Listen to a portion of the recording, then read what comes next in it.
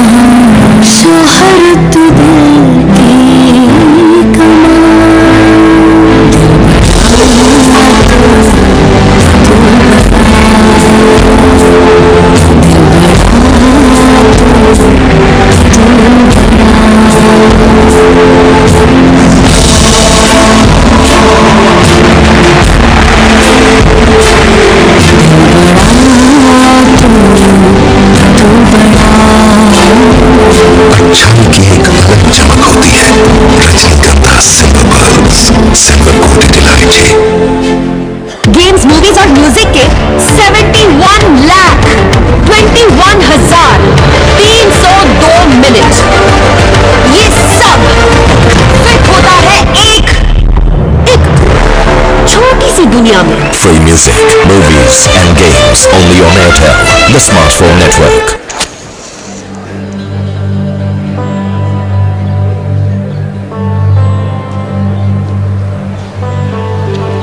is this magic about India? अभी जितनी आज़ादी मिल गई है, जितना ज़्यादा फास्ट जा रहा है इंडिया हमारा, ये कुछ बता नहीं सकते. There is nothing in this world that you can't do. You just need to get yourself out of the bed and start doing it, man.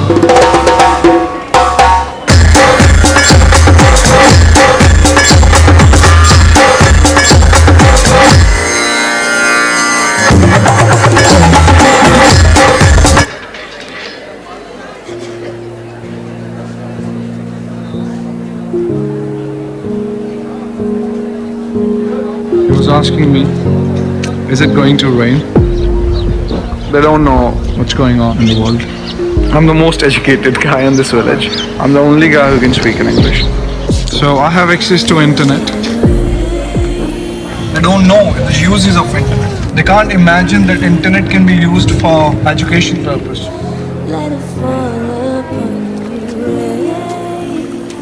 If you give these two tools, English language and internet, I can bet on this.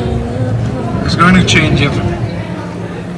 Hello guys, as you can see this is my house and no Wi-Fi at my house.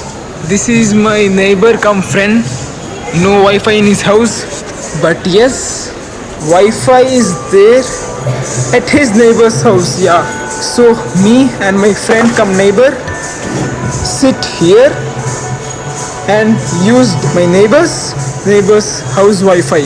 India is a country of brotherhood. We have one Wi-Fi router, but 5 families use that Wi-Fi router.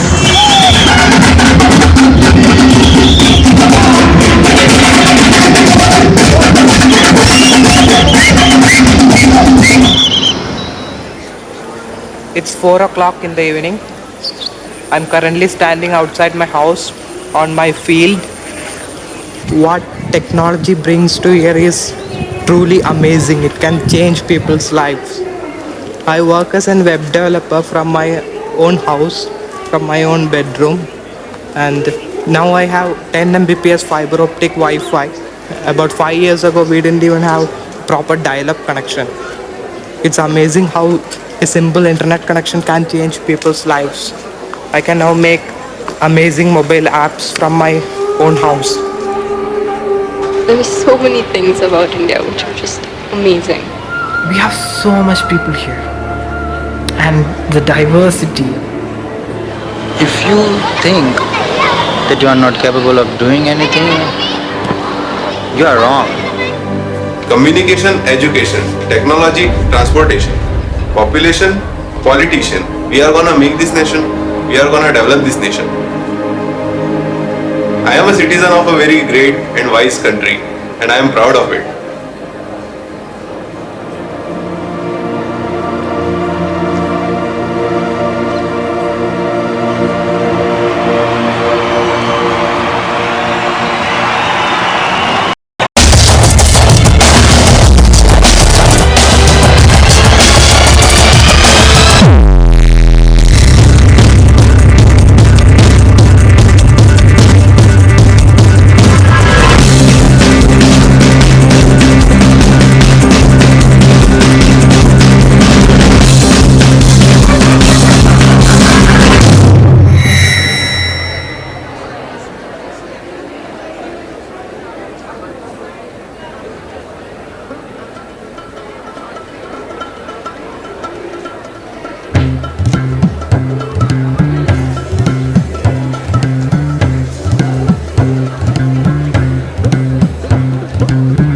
राह गलिया डगर गाँव नगरिया शहर राह गलिया डगर गाँव नगरिया शहर आसमां छूने चला है इंडिया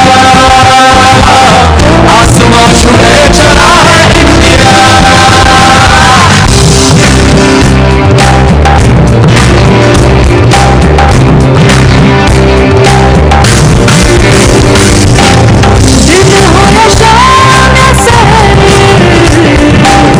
स्वच्छता है एक लहर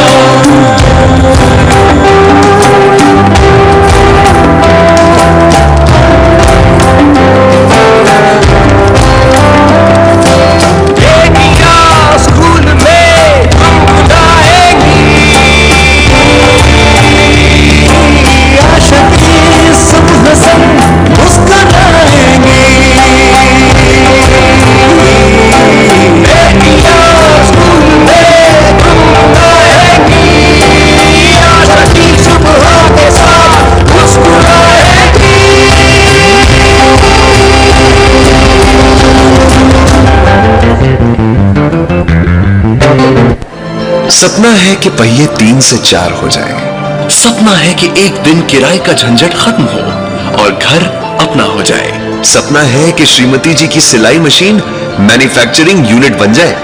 हम सपनों को सच करना है तो जरूरत है सच्चे साथियों। एयू फाइनेंसर्स आसान लोन के साथ अपने सपने को भरने दीजिए ऊंची उड़ान। तो अजमल मियां, और क्या चल रहा है? सुना हाईवे पे टेम्पो पलटा, गन्ने से लदा था। बिरजू के लड्डू खा के 3 बीमार। खोया बासी था। अरे रैना भैया ने क्या काइट पकड़ा है? रन आउट 15 पंजे 75। अब इससे क्या पूछना और क्या चल रहा है। डेली हंट डाउनलोड कीजिए, आपकी भाषा में सारी खबरें और किताबें। सुना हजामत के दौरान उसका फैसला अभी हुआ नहीं है, पर अजमल भाई को उम्र कैद अभी हुई नहीं है, पर डेली हंट और क्या चल रहा है।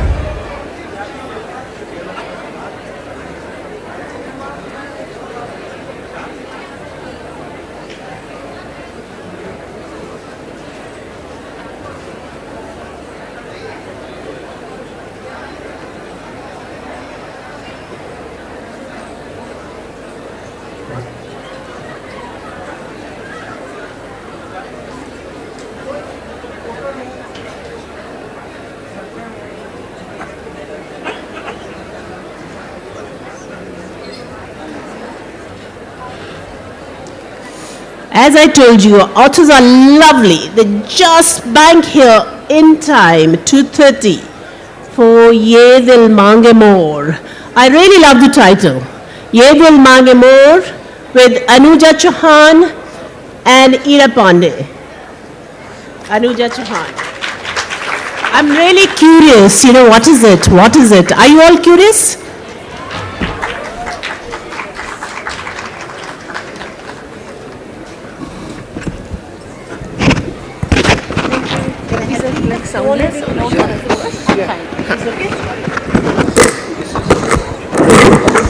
My God, ये तो बिल्कुल कुत्ते का कॉर्नर पहना लिया.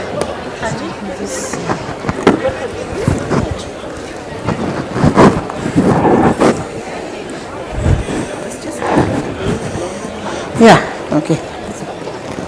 Shall I move it a little higher? Yeah, sure. Yeah, I think it'll be better. Sometimes the volume is, yeah. Just say something and I will. इधर मांगे more. Yeah, hi, is this working? Can you hear? Yeah? Okay, great. Iraji, should we be closer? You should, yeah? I think so.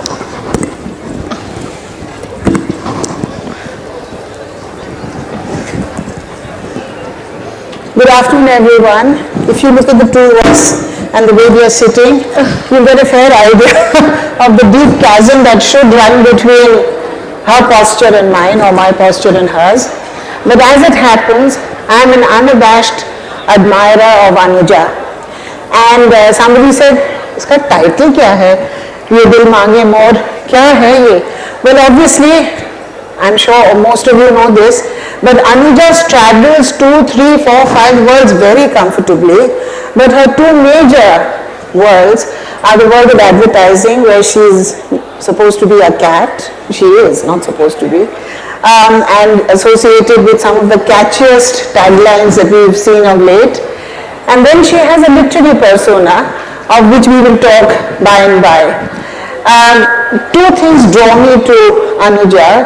One is her extreme comfort level with whatever role she chooses to occupy or play for that time. And I want her to start with her advertising world and how that led her or encouraged her to come into another world, which was the world of writing. So Anuja, let's begin with why this bill only had one and then wanted more. Hi everybody, so happy to be here and in one of the bigger venues. Veeraji, we are rocking the Mughal tent. We have full attendance, it's so exciting. Thank you everybody for being here. Well, you have a choice of so many other venues, like Vijay Mallya says on the airline thing. I know you have a choice of other airlines and I know you have a choice of other venues, so thank you so much for being here. Yes, I do work in advertising. That's my day job. I've done that for over 17 years now, and I love it very much. Ye Dil Mange More is one of the early lines I wrote for Pepsi, and it's still working. Yeah, it's still working. So, as far as why my Dil Mangoed More, besides just advertising, the thing is, advertising is essentially it's an applied art. You are being paid to tell other people's stories, and there's a product to be sold, there's a product story that has to be told. Usually it's 30 seconds, there's a budget, there's usually a movie star who's very fussy about what he wants said and how he wants it said, and so you don't really have too much creative control. Just going to interrupt. There's some little camera angles which they're not going to get correct. So I want you to go little to the side. You tell me, is it okay? Is it okay now? Okay. Sorry. Let me carry on from where you were stopping.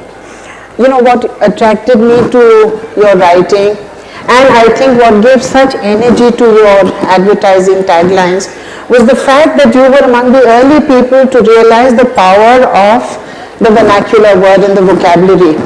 I'm sure some of us remember a time when advertising was a very staid English Anglo world, where you had Raymond the perfect man, or you had products which were made by multinational companies which had their bases outside India, and they never, how shall I say, presumed that we had a life and a vocabulary of our own.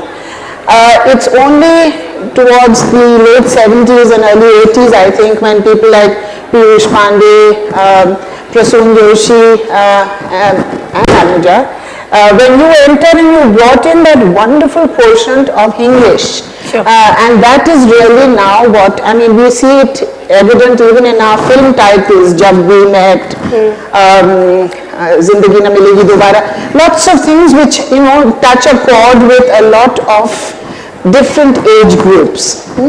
And the first book I read of yours was Battle for Blitora. And the thing that, in fact, when I was sent that book by Outlook to review, I said, look, I'm too old to do this kind of fiction, and why don't you give it to somebody else? They said, nahi, aap padhiye to isko, it might be fun. And I have to say, I was completely drawn into that world of the election campaign. But more than that, there were certain hilarious bits which came out of the language. I remember there's one particular word called Bhains Cafe, which you talk about, which is Nescafe made with Bhains ka doodh. Now, it's such a perfect way of describing that kind of sickeningly sweet, nauseating brew, which passes off for coffee, even here, I'm afraid. But that is Anuja's special talent. You know, she finds these little quirks and oddities, and that is the talent that she brought from her advertising role into literature. So tell us a little about how you decided, or, you know, how is it that you managed to find this vocabulary? See, I think one is that you just spend so many years in the trenches of the advertising world, right?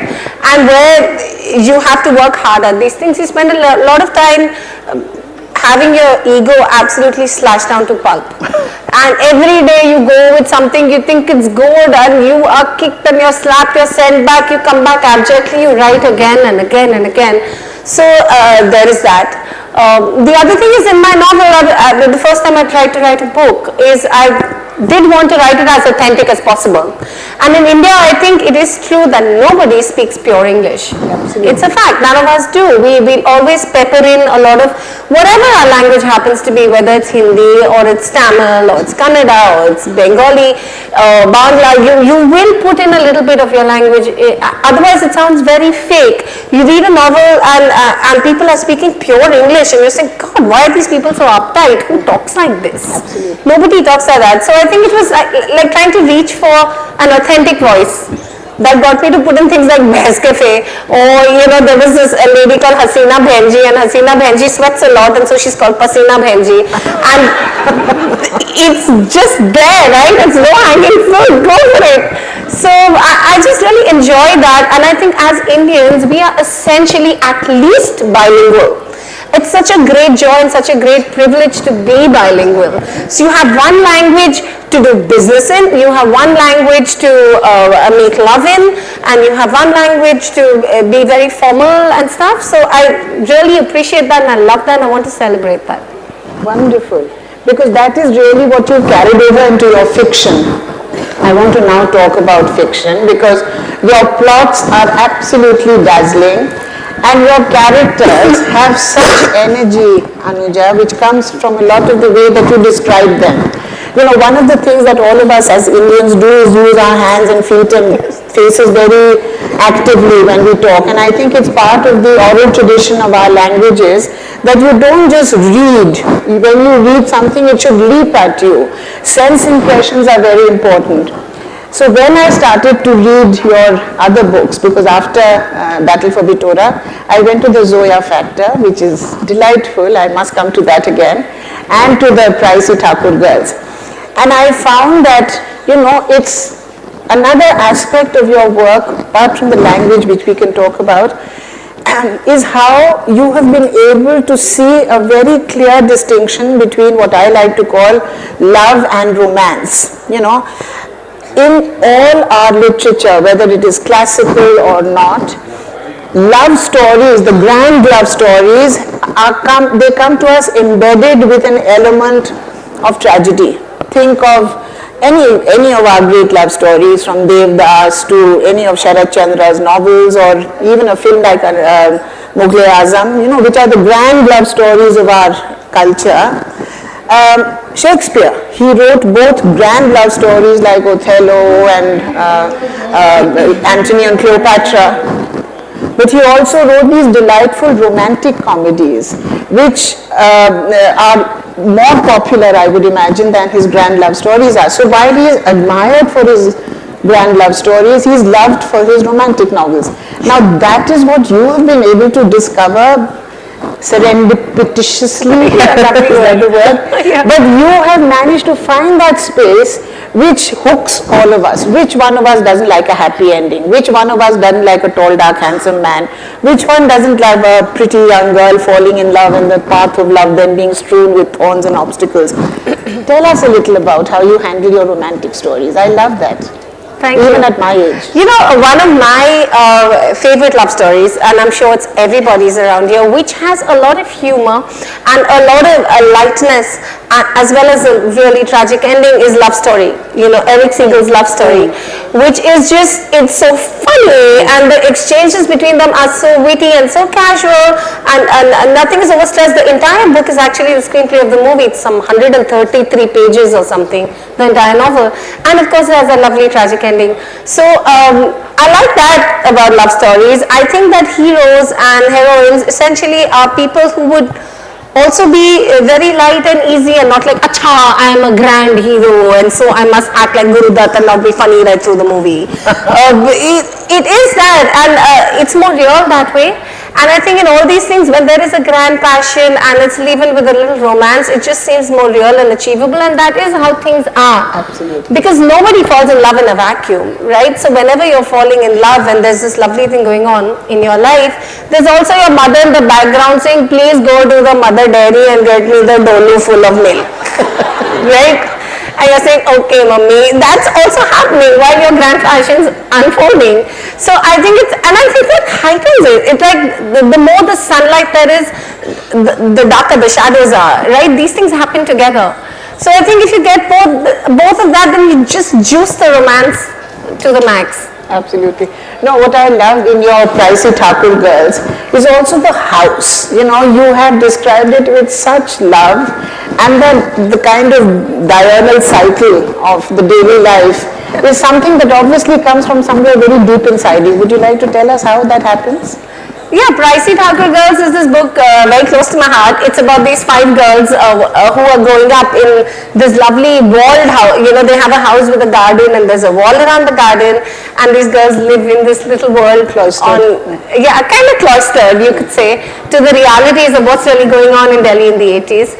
So it's very close to my heart. The whole thing of Delhi as a city of bungalows, which it was in the 80s, slowly moving towards Delhi, a city of condominiums and high-rise buildings and families fighting over property which could have been owned by their grandparents. A lovely home that you went to when you were a child and it was your grandmother's house and everybody had a lovely time there and all the cousins were friends, to today when everybody's battling over that very same house and there's a bitter dispute going on.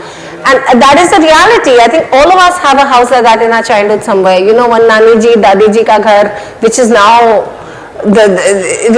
being block of flats. Is now being converted into a block of flats.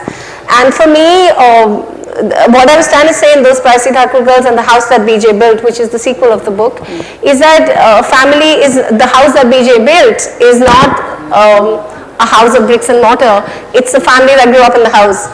And as long as the family is together, who bloody cares if the house is sort of, broken down and made into a block of flats?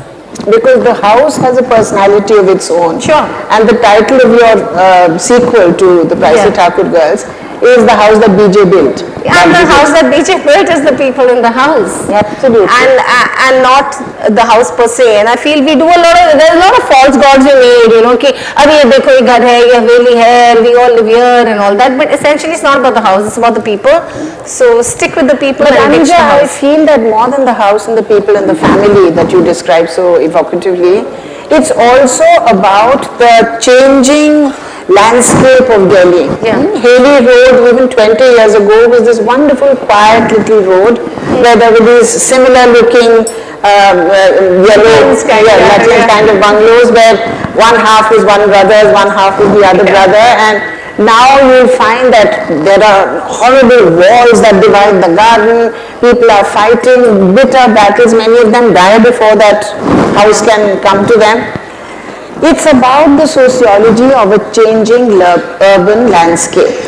And that is what gives a little sort of deeper sediment to the love story that you're telling, because in the Pricey Thakur girls, you're talking about the Delhi of the 80s and early 90s.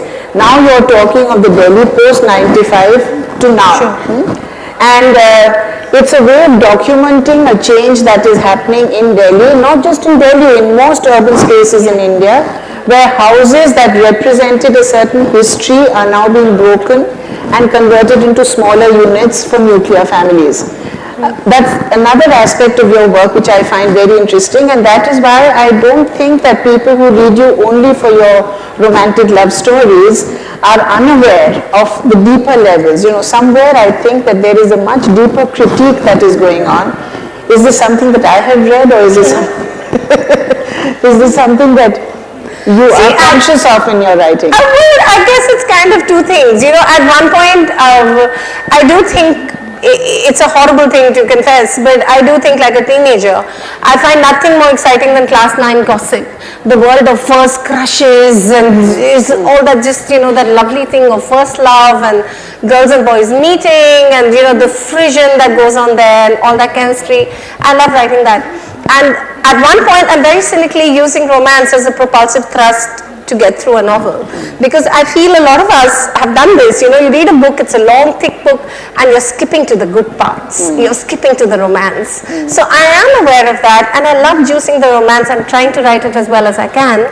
But I also love the larger canvas, whether it's a political canvas or it's a canvas about cricket, or it's about you know, the riots that happened after Indira Gandhi's death, which is the whole point of those Pricey Thakur girls, or it is about you know, just how nasty property disputes can get. So I like both. Like I said, I think one feeds off the other, and both sort of work together really well. There's the love story and there's the larger story. And like, for example, if you take a movie like The Titanic, or a novel like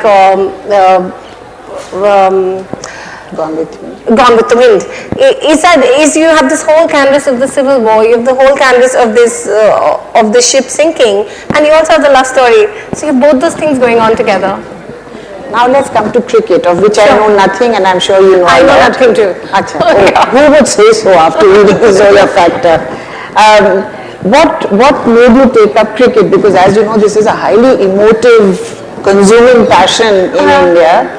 And how did the Zoya Factor come out of any work that you've done? See, one thing I learned while doing Pepsi advertising is that Pepsi had a passion for picking up holy cows and then slaying them. They were like, okay, what is something that people say, oh ho, ye to, you know, bahut hi important cheez hai, ye to Bhagwan hai, let's not mess with this. And then said, okay, now let's take the piss out of this. Cricket is one of those things in India. It's a huge thing. It's treated like a bit of a holy cow. And so I did want to have fun with that.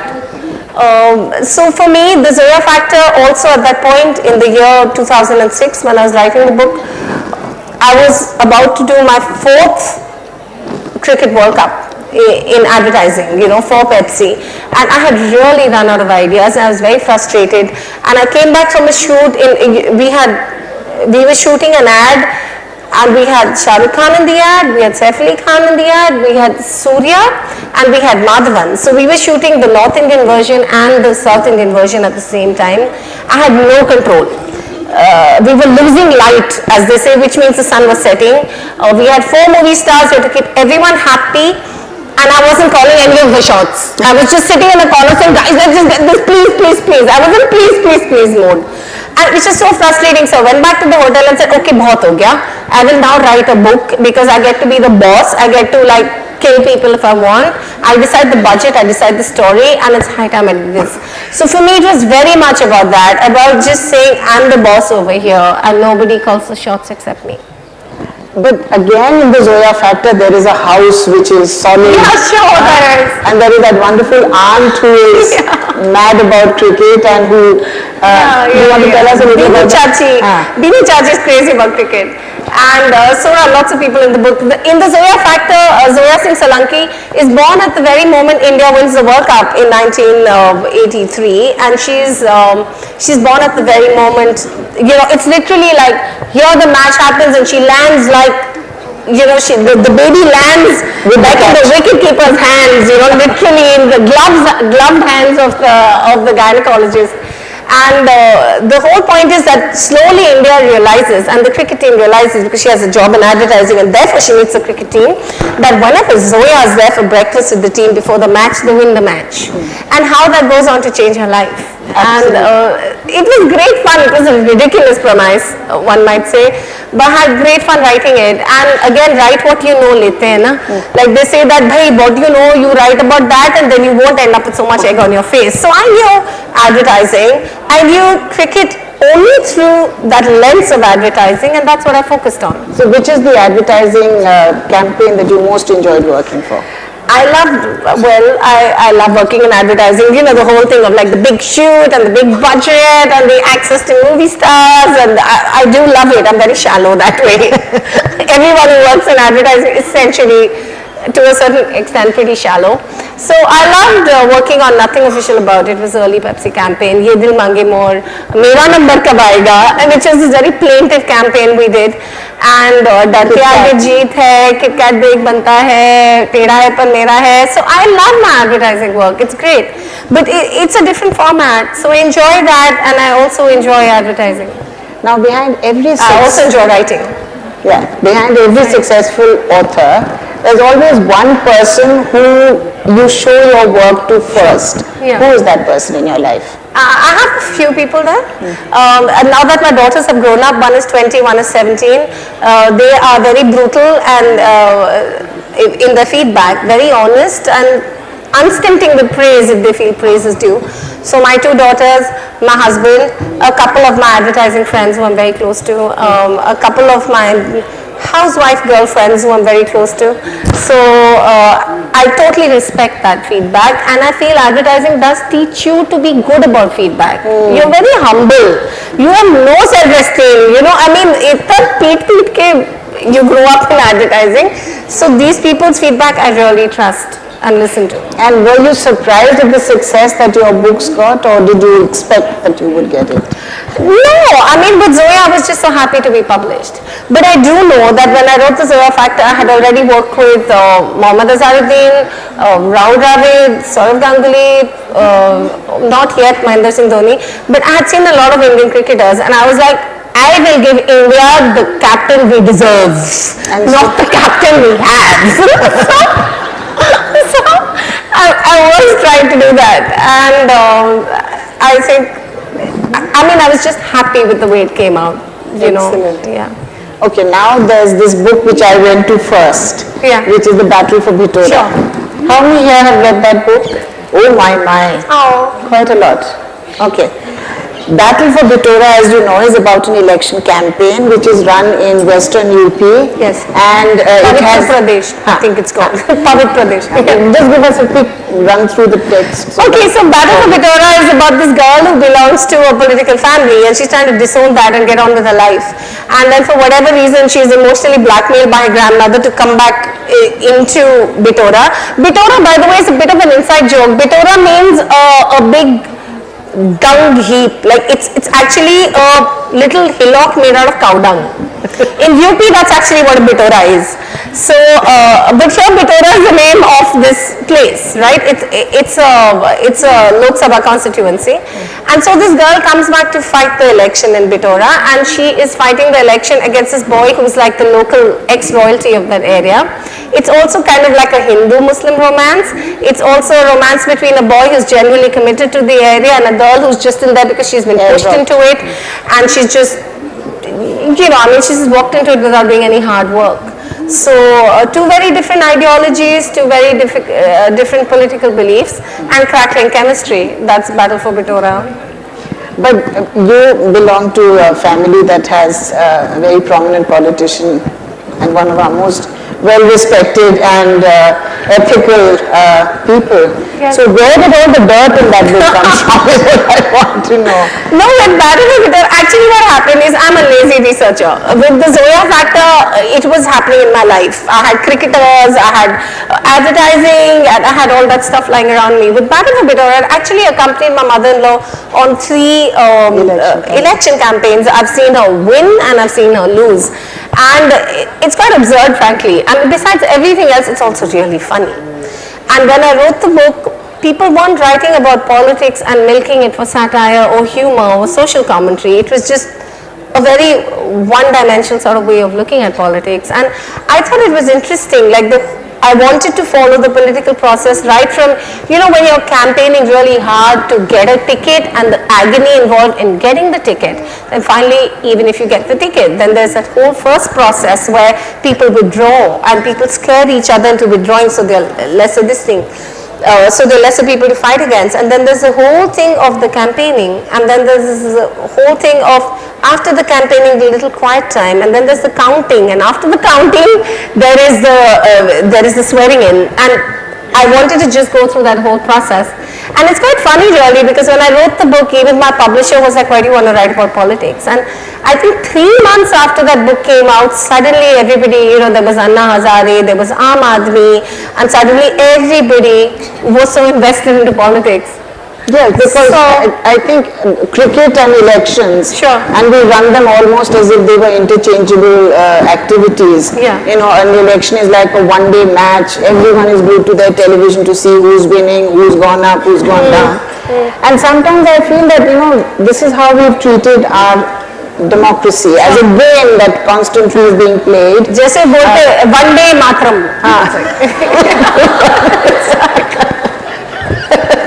See, that's Anuja's special talent. I hadn't ever thought we could think of that.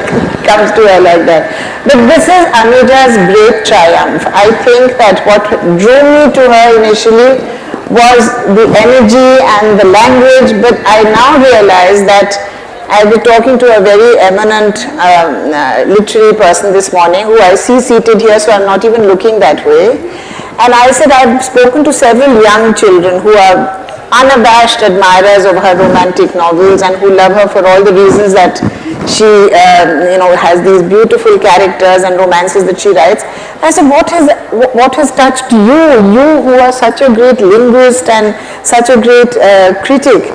And he said, every age we have a voice that needs to be heard and understood in order to understand the larger reality of the country. He said, just as in our Dashavatara, the 10 avatars of Vishnu, you have different avatars suitable for the times that they were in. He says, of all the current crop of writers, and this includes people who are vastly more popular, so I will not name them. 2 men come to mind, so I'm not even going to talk about them.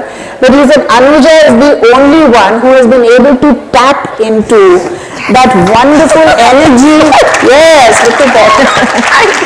that is released when 2 cultures, 2 languages, 2 separate parts of India collide with each other.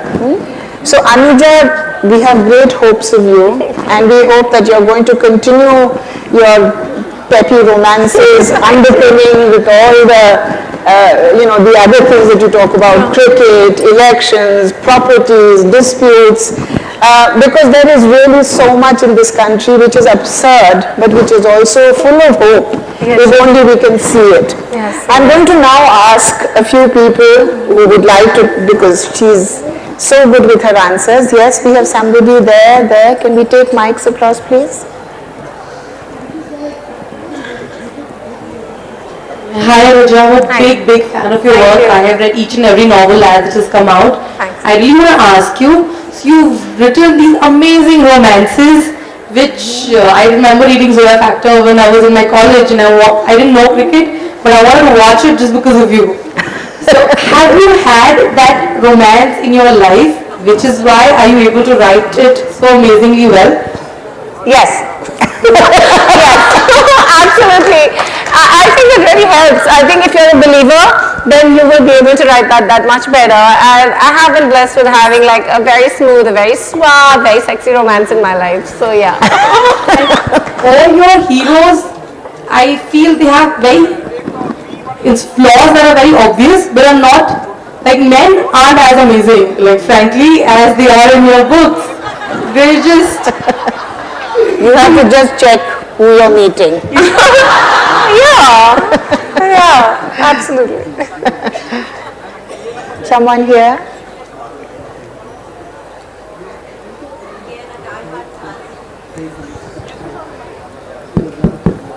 Die-hard fan of your books, always looking forward to the next book, and I hope they're coming out now. Sure. So, like she said, that there's a very good-looking man. Chachi is also an undercurrent in your books. So, where is she coming from? Like all the books have this Chachi who's very interesting. With your wit and humor, you really make her very interesting. Yes, I think we're talking specifically of the Chachi ji in Pricey Thakur Girls and the house that BJ built, and I'm very fond of Bhudevi Chachi ji. My mum has a Bhudevi Chachi ji, may she rest in peace, and she's completely from life, and just like the heroes, I can say with complete honesty exist, the Chachi jis also exist, and such is life, कि life में ये दोनों चीजें हैं, heroes भी हैं और Chachi jis भी हैं. There's somebody there.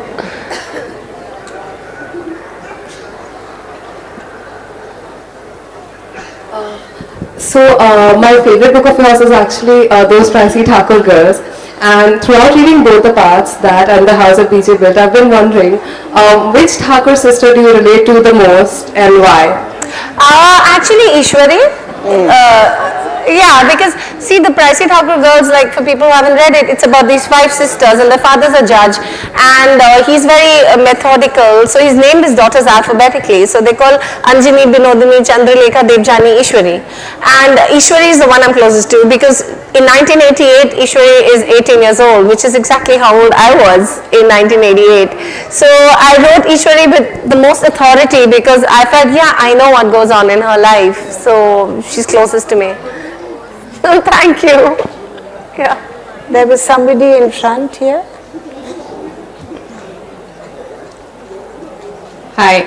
I want to ask what propelled the decision to set Those Pricey Thakur Girls and the house that BJ built in the past rather than in See, the current time? actually what happened is that after Battle for Pitora, I wanted to write a book about a family property dispute because it was something that was going on in my family. It's going on in everybody's families pretty much. I think if I throw a stone, I'll hit a family involved in a property dispute involving some ancestral Nani ji, Dadi ji ka ghar. So I didn't want to write about that. And I realized for that I have to create a big family. And if I create a big family, I have to go back a few generations, which took me back at least to the 80s, you know. And then you sort of come forward, and as I was writing The House That BJ Built, I realized I had hit 400 pages and I wasn't even at the halfway mark. So I talked to my publishers and they said this maybe needs to be 2 books, you know, so which is why Those Pricey Thakur Girls ended up being the first of those books. I was very motivated to write about the 80s also because my kids were teenagers those days and so privileged. And they were like, there's nothing to watch on TV. And you're saying, you have 200 channels. We had 2 What are you talking about?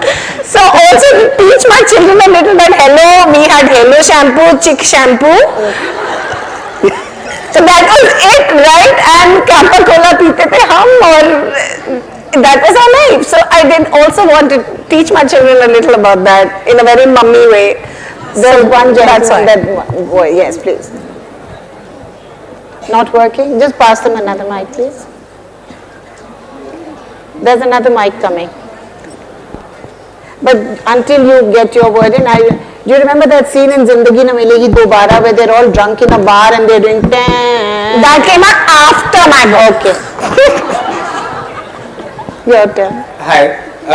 I just wanted to ask about the language that you use in your work, because if we claim that it's authentic, so with authenticity there's always going to be a lot of politics in language, because we can never say whether this is authentic or that is authentic, because there's always going to be a power struggle between what you would call true English or vernacular English, colloquial English, whatever. So how do you think that it is the language that is used in your work which is more authentic, as opposed to, because it's always going to be looked down upon by some people as not true English, right? The diehard people who think that there has to be the Queen's English as opposed to colloquial language. So how do you, instead of putting people in that kind of debate where they have to choose between using the language that you use or using the other one, do you think that that's going to help them at all in a way? See, I think the diehard people should just go die. Because really, if you ask anybody, you look at a language like Sanskrit, right, which refused to evolve and stayed very pure, and nobody speaks it today. And I think the thing about English, it's not just here in India. Everywhere in the world, there are versions of it. You have like Spanglish, and you have all kinds of lishes. You have Tablish, and you probably have Japlish, every kind of lish. And so I think that is true, and that is how people speak. So I do not write with a sense of an audience of, oh, will I get low marks from people who are purists and things like that, because I don't think it's right for anybody to self-censor and have that little sense of audience in their head. And let's face it, I work in advertising. As it is there, I have all these rules to go by. So at least in writing literature or in writing fiction, let me just be as happy and as unrestrained as I can be. That's my logic. Here, somebody here. Hi Anuja, I have read the first two of your books, The Zoya Factor and The Battle for Batora.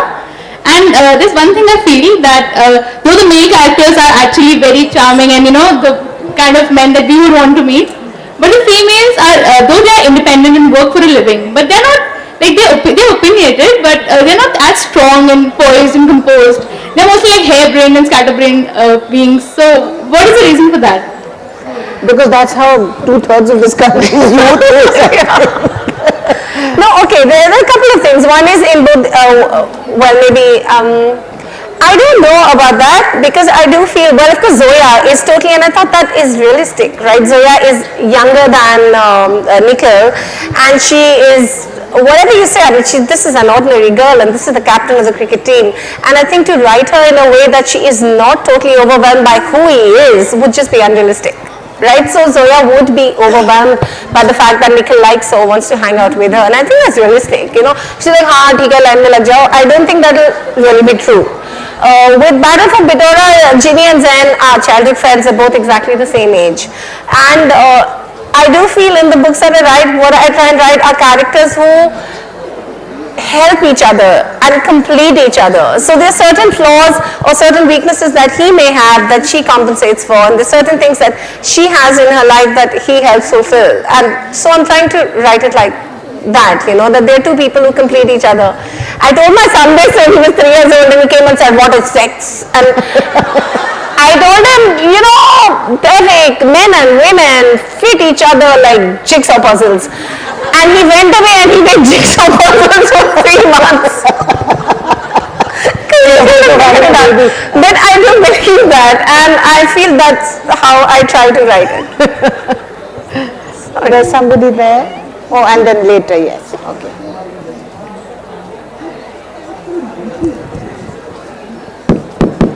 Hello ma'am, my name is Ashutosh. I want to ask you regarding cricket. What's your take on experience or youth? Like Mahendra Singh or Virat Kohli? On youth? Matlab? I mean aggression Virat Kohli and experience with Mahendra Singh Dhoni. अरे यार माही भी काफी aggressive है यार. What is this?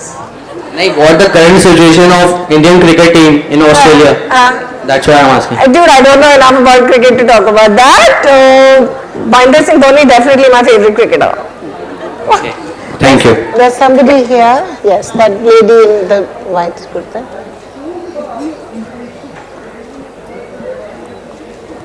Hi Anuja, I'm a big fan. I want to thank you for bringing Chiclet to Indians, because we used to rely on Western chiclets and frankly we cannot connect with them, because even if it's a girl with messy hair, she still has blonde hair and we don't have that.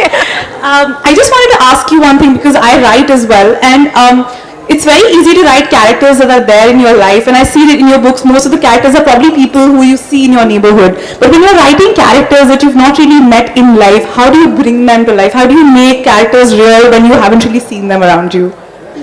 Well, see, whenever there is something that's out of my personal experience, I feel there's something in my personal experience that I can use. You know, I mean, I've never had like a one night stand and have a man in my bedroom in the morning and I'm like, why is this man still here? But I have eaten half a tin of milkmaid at night and I've put it under my bed. And in the morning when I see the tin of milkmaid, I'm like, no, why did I eat you last night? And why are you still here as a guilty reminder? So I'm channeling off that to write about that. You know, so, and similarly with everything else. I feel even if you read some dystopic novel set in the future where there's some like evil villainous character who has like 24 tentacles, he may very well be a lot like your evil school principal in middle school, right? So I feel there's always, with empathy and with enough imagination, I think you can like sort of make your personal experiences. Can I just make one little comment? You know, in all this conversation that we had, the word chiclet was one that I avoided because I do think that's not a very nice way to one, I don't believe in gender divisions in writing. I think that men and women have the same capacity to write and the same talent to write, and we shouldn't divide it into genres which are glib. One of the things that I admire, I mean, I read a lot of fiction also by young people and by people who write unthinkingly sometimes, but Anuja is not, and that is why I admire her, even though I'm the wrong age from all of you who are die-hard fans of hers. I admire her for different reasons.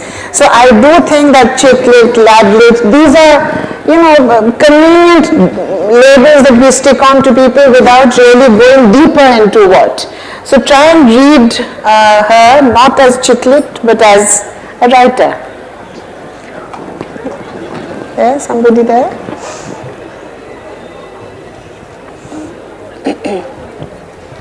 Hi Anuja. Hi. We are a group of senior citizens, but we have a very nice book club. We do read serious books also, but your books come like a breath of fresh air. Thank you. We enjoy it for its fun. So now that you have spoken that the first book was inspired by your career in advertising, and secondly by your mother-in-laws. So I just want to know, how is it that your husband's environmental interests have never invaded into your work? Oh, my husband features in my books very often. Your husband does. That is environmental concerns and interests. So how is it that there is never any invasion of that? Yeah, actually, no, I haven't written any book which really talks about the environment. I have been actually asked by a publisher at one point to write a book about reality television, which is something my husband does. I mean, he's produced many seasons of Indian Idol and shows like that, The Perfect Bride. He does do that, and I did actually toy with writing about that, but I don't know, just didn't find it exciting enough. And does your husband interact with you on your work? Does he ever advise you? Yes, absolutely. He's one of my first readers as well. In fact, in Pricey Thakur Girls, when I wrote the very early draft and I gave it to him to read, he said, I'm so confused. Who are all these girls? I can't figure them out. Which is why I then named them alphabetically, in a sense to help him and to help the reader say, okay, there are 5 girls, their names are A, B, C, D, E. So that was thanks to his input. Okay, thank you very much. I can take only another 3-4 questions because there's one last segment then that I want to go back to. Yeah? So who would like to? Yes, yeah. Idhar pe. Oh. Battle for Bitora is set against a political scenario. Today, I heard it's going to be made into a movie. Yes. Will it be allowed? That's actually, I have read the screenplay of the novel, and which they're working on, and yes, it is quite different from the book. In the sense, I mean, you have scenes in Battle for Bitora which are just too satirical, which will not be allowed out there. I mean, there's certain scenes in the book. There's this whole scene involving a goat that's going to be sacrificed for Eid, and Pushpa Pandey's golden retriever, and very definitely scenes like that. I cannot imagine them coming out in a mainstream film. No, even the two parties are quite obvious. But that, I don't know, and that should be okay, na? I mean, I hope it is. There's somebody here and somebody here. So somebody here first and then somebody there.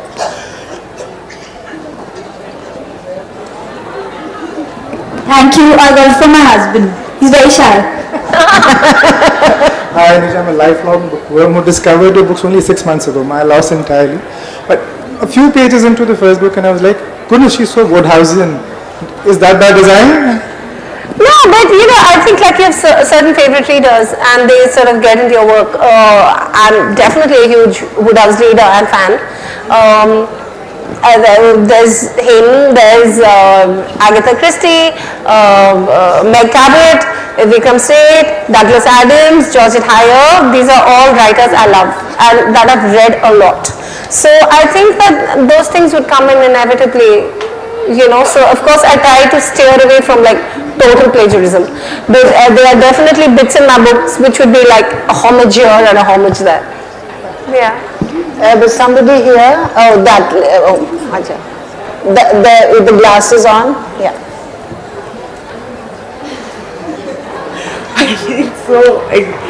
Anyhow, in the Pricey Thakur Girls, Devjani and Dylan had such an electrifying love story. Then why would you name, why did they name their children Pasta and Pao?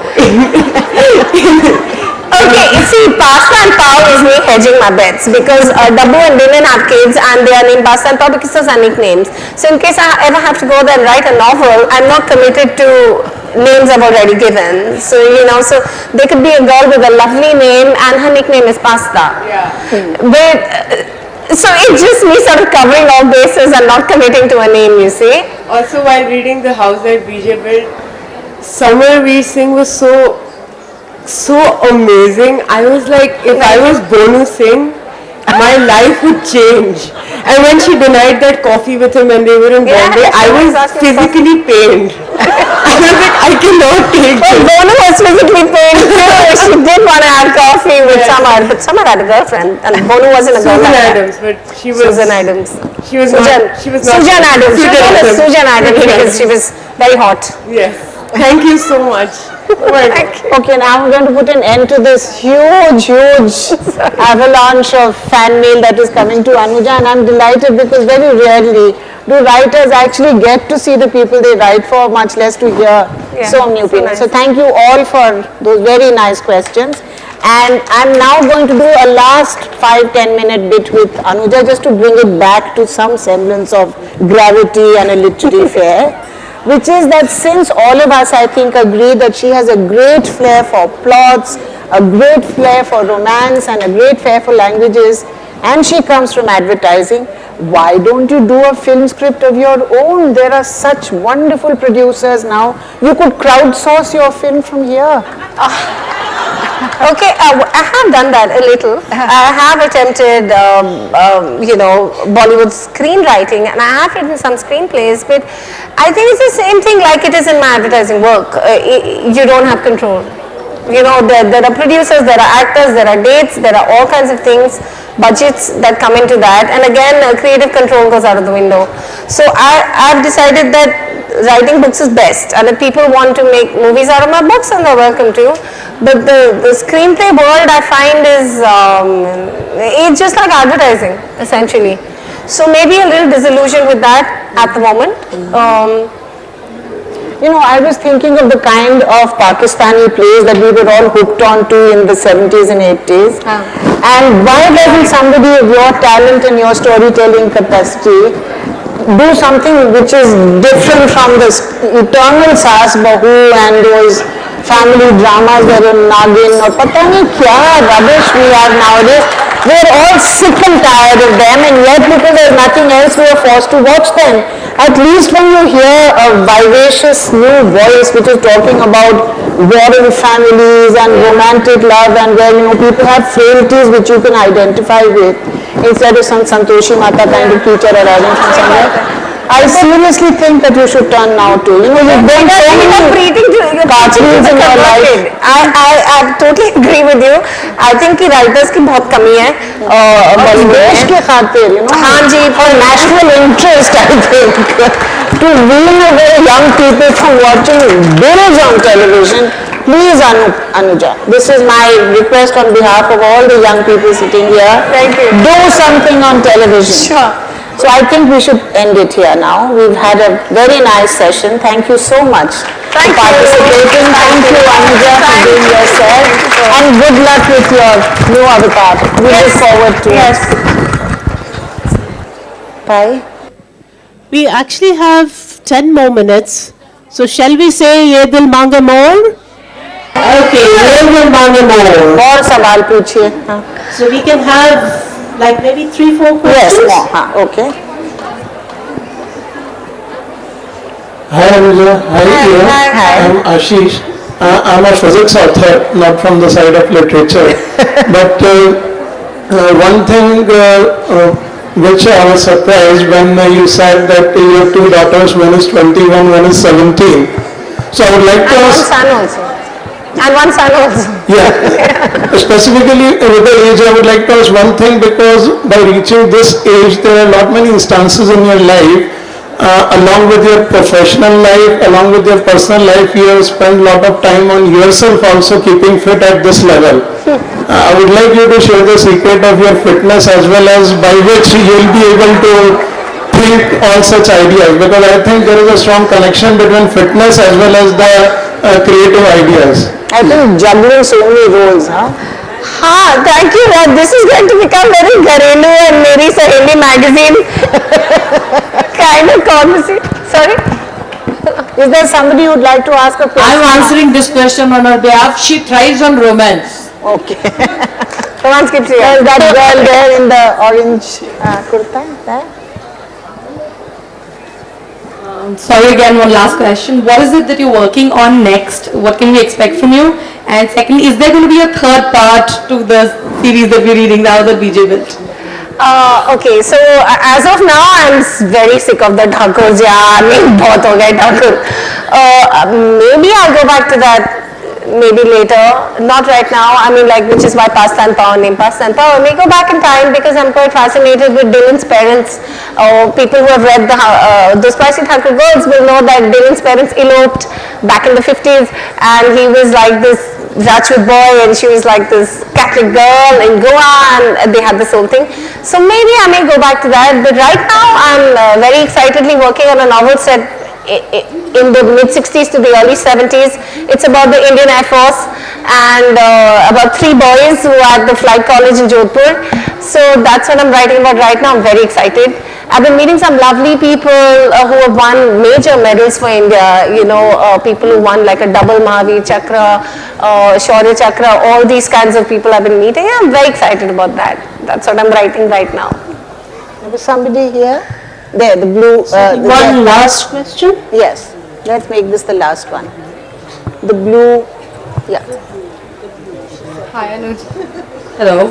Hi, Anuja. I'm such a huge fan of yours. Thank you. So, your work really interests me from a sociological point of view because, like, in those Spicy Thakur Girls, you just completely get drawn into this world of the 80s. And even your ad campaigns, like, they represent what 90s was essentially about, the globalization and your Pepsi work. So, like, I just wanted to know how would you handle decades that you haven't personally lived through? Because your work really represents real experiences. Yeah, so right now, like what I'm trying to write about the 60s and 70s, it is, I think the best place that you can dig information is from real life. My Mamaji, I have only one Mamaji, and he was like this real IAF rock star. And my whole life I've heard stories about him, absurd things that he did, and everybody I know, worships him. You know, for everything they'll say, Rajan Mama, tumhari Rajan Mama. And he's become like this person in my life whose stories I've heard, and so I start with that and other first cousins I have who were all serving in the IAF, and try to tap into that and make it do the research from a very personal point of view versus like Google research, you know, where you may get the correct information and the larger picture, but you will not get the personal nuance and little details in the storytelling that you'll get from them. So also one last thing, where do you buy your clothes from? I am very cheap and cheerful. All my clothes are like stitched by tailors in Commercial Street now in Bangalore, and earlier used to be in Shankar Market in Connaught Place. Sorry. They feature in this new book. You'll find it. Yeah. There's a lot of the Bonu Singh character. Bonu Singh rips off expensive people's clothes. Shall we call it a day now? Yes, I think. yes, I think I will Thank keep it you. going. We will cover more, but I think it's time to end up the session. Yes. So thank you very much. Thank you, Anuja. Thank you, Ida. It was really very, very nice. Thank you so much.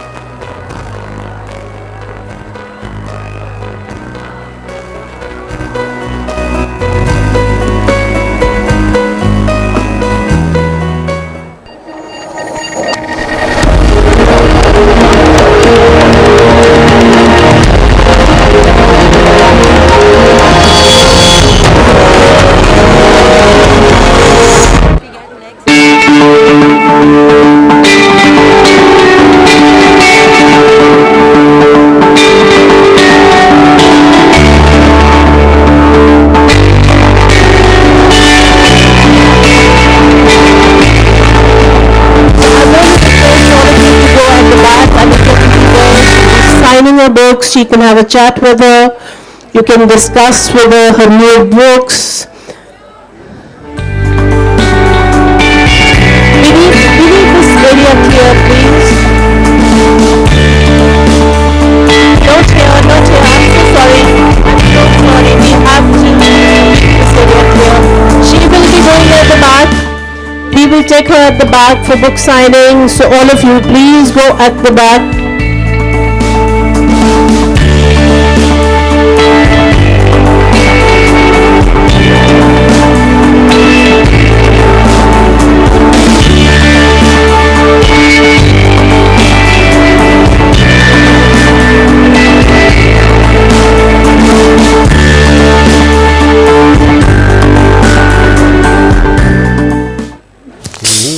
तो अजमल मियाँ और क्या चल रहा है? सुना highway पे tempo पलटा, गन्ने से लदा था, बिरजू के लड्डू खा के 3 बीमार। खोया बासी था। अरे रैना भैया ने क्या काइट पकड़ा है? रन आउट 15 पंजे 75। अब इससे क्या पूछना और क्या चल रहा है? डेली हंट डाउनलोड कीजिए, आपकी भाषा में सारी खबरें और किताबें। सुना हजामत के दौरान उस पर फैसला अभी हुआ नहीं है, पर अजमल लाई को उम्र कैद अभी हुई नहीं है, पर डेली हंट और क्या चल रहा है?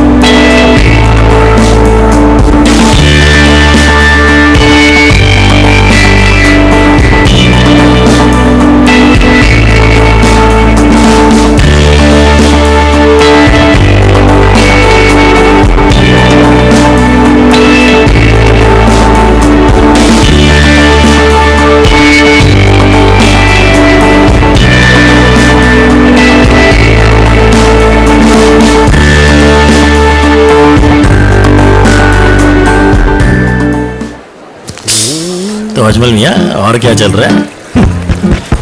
सुना हाईवे पे टेम्पो पलटा, गन्ने से लदा था,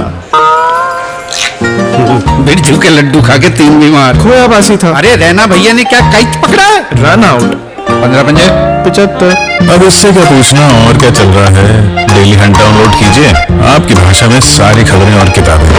सुना हजामत के दौरान उस पर फैसला अभी हुआ नहीं है, पर अजमल लाई को उम्र कैद अभी हुई नहीं है, पर डेली हंट और क्या चल रहा है?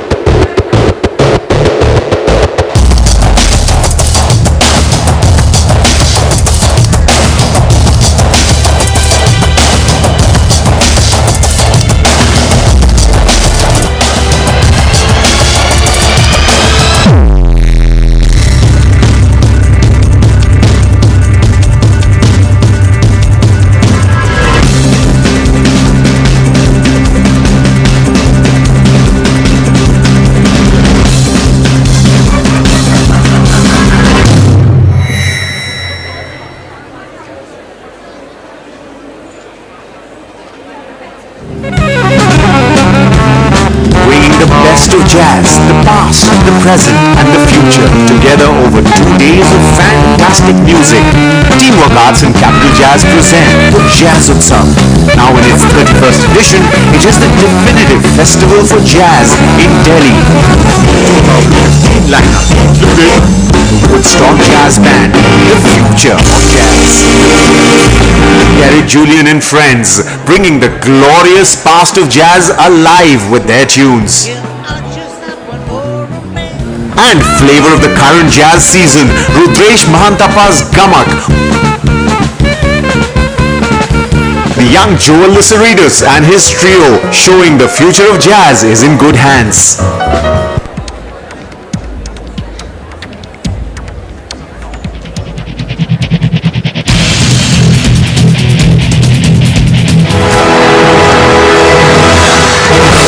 The Jaipur Literature Festival is the world's largest free festival of its kind. With daily interactive sessions, lively debate and dialogue, and international music performances every night, it's no wonder the festival attracts nearly 270,000 visitors a year. Since its inception in 2008, JLF has gone international with festivals along the banks of the London Thames and across the pond in Boulder, Colorado. Jaipur Bookmark is an international B2B event for the publishing industry. It runs parallel with the Z Jaipur Literature Festival. Teamwork also promotes the best in Indian theatre through the Mahindra Excellence in Theatre Awards, the only national platform that celebrates all the aspects of the craft from across India. The Going Solo International Theatre Festival is the first of its kind in India, bringing together award-winning single-actor performances from across the globe. While international touring productions such as Bollywood Extravaganza and Bollywood Love Story, a musical, have sold out shows across Europe, Egypt and Russia. Sounds of Freedom, the name says it all. A musical celebration of freedom of expression through workshops and outreach programs, Sounds of Freedom culminates in a live concert broadcast on television and online. The sacred celebrates the spiritual through music, movement and poetry. Teamwork Arts also produces numerous international festivals. These festivals showcase the best that Indian arts and culture has to offer. Teamwork's major nationwide festival is Delhi Live, a weekend carnival in the nation's capital. Teamwork Arts and Capital Jazz present the Jazz Utsav. This is the definitive jazz festival featuring the best of talent from India and abroad.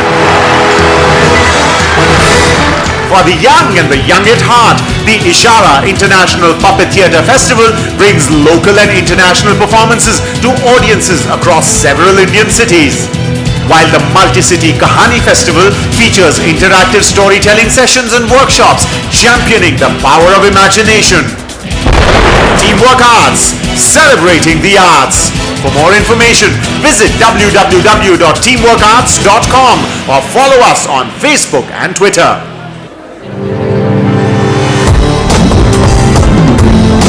Amidst the color and vibrancy of the Jaipur Literature Festival, soak in the stimulating, thought-provoking sessions.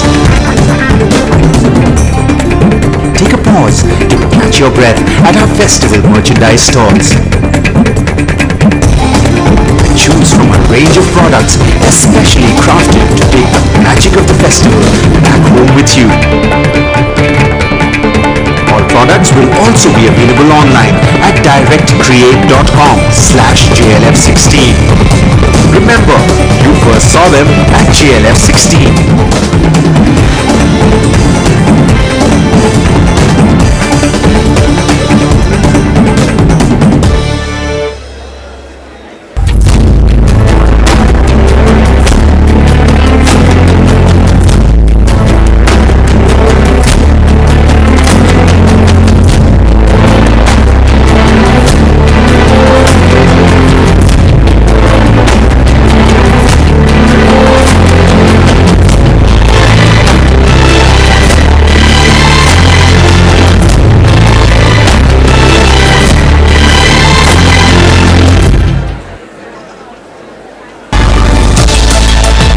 JLF at South Bank returns for its third edition from the 21st to the 22nd of May. Catch the conversations, debate and dialogue along the banks of the London Thames. And if you're across the pond, JLF at Boulder will be back for a second year from the 23rd to 25th September.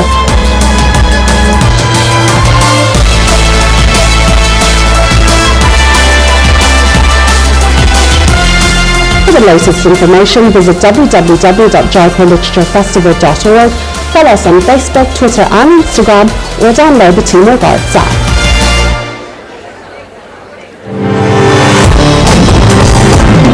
The annual Jaipur Literature Festival brochure with details on each session, author profiles and photographs.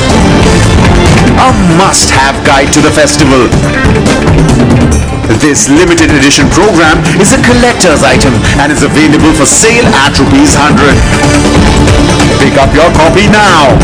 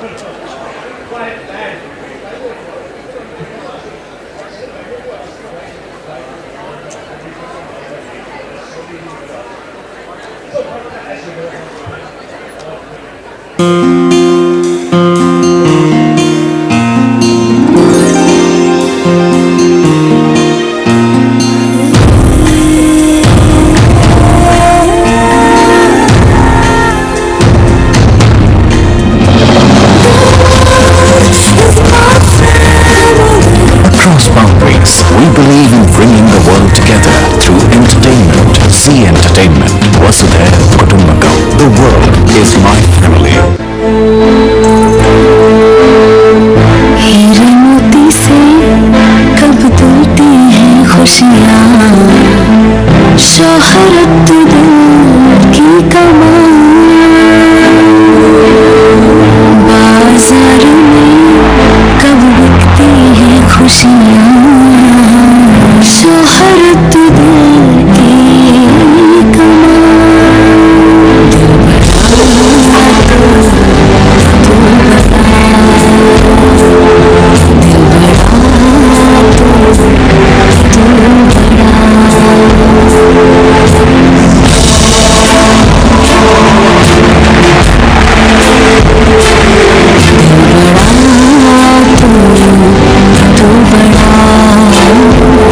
अच्छाई की एक अलग चमक होती है।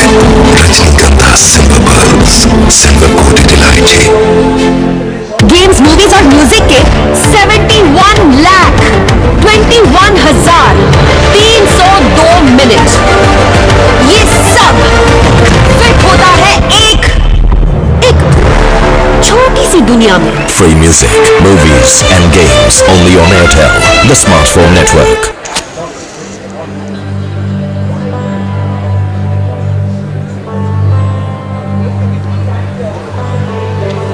There's this magic about India. अभी जितनी आज़ादी मिल गई है, जितना ज़्यादा फास्ट जा रहा है इंडिया हमारा, ये कुछ बता नहीं सकते। There is nothing in this world that you can't do. You just need to get yourself out of the bed and start doing it, man.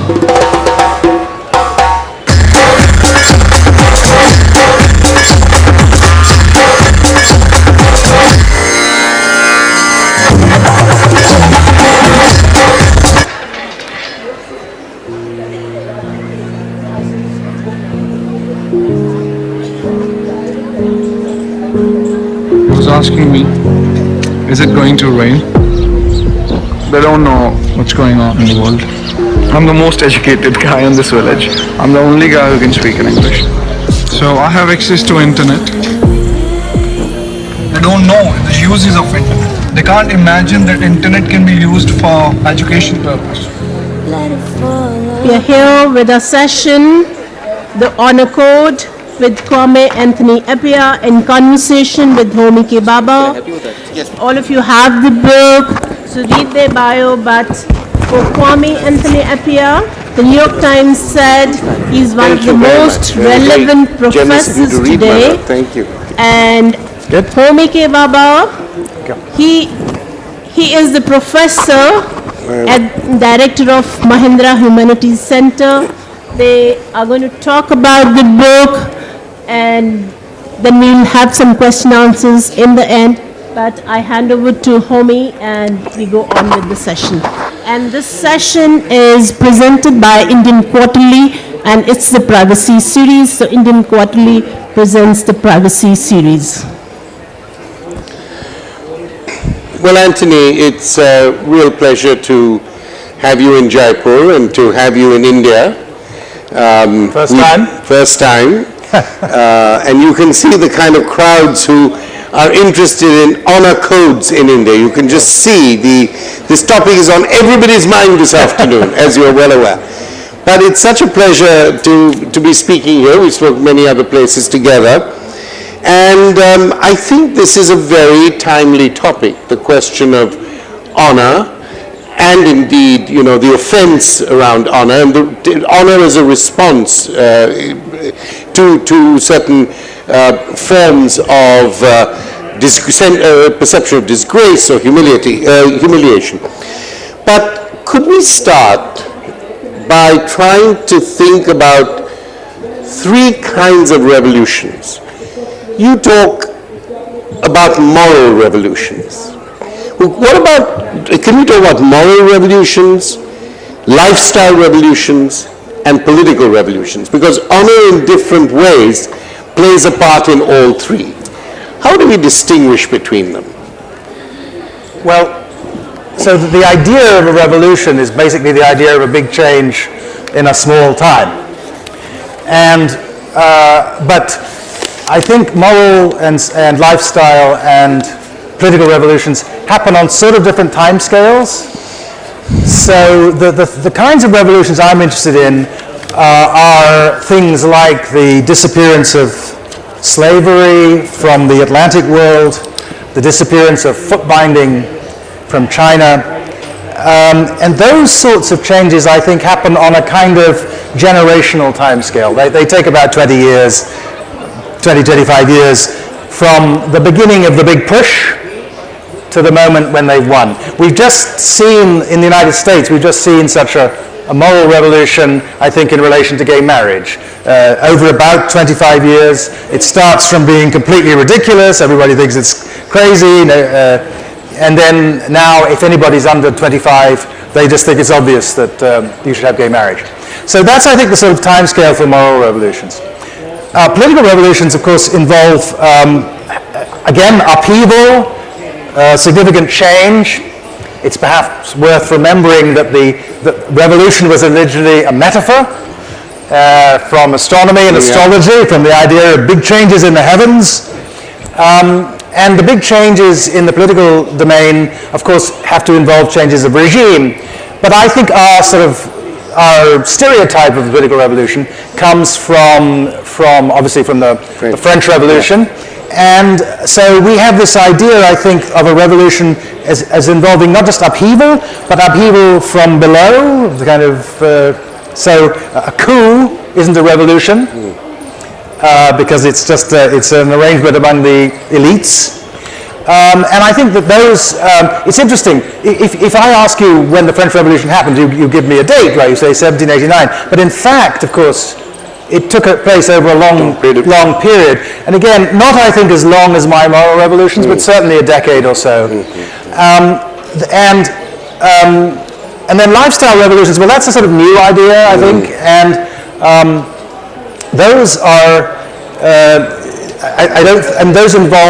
those don't involve big changes in normative things. They don't involve big changes about morality usually. And they don't need to involve big changes in politics. But they can involve significant changes in everyday life.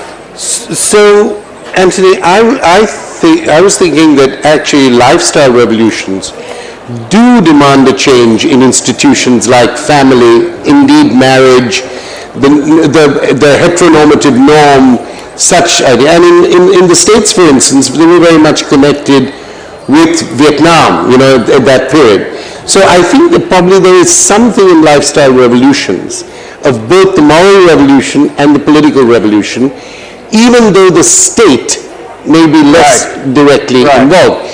But ethical issues or moral changes and the real moral problems in the revolutionary period deal with notions of transition. Am I right there? Yes. That, making the transition.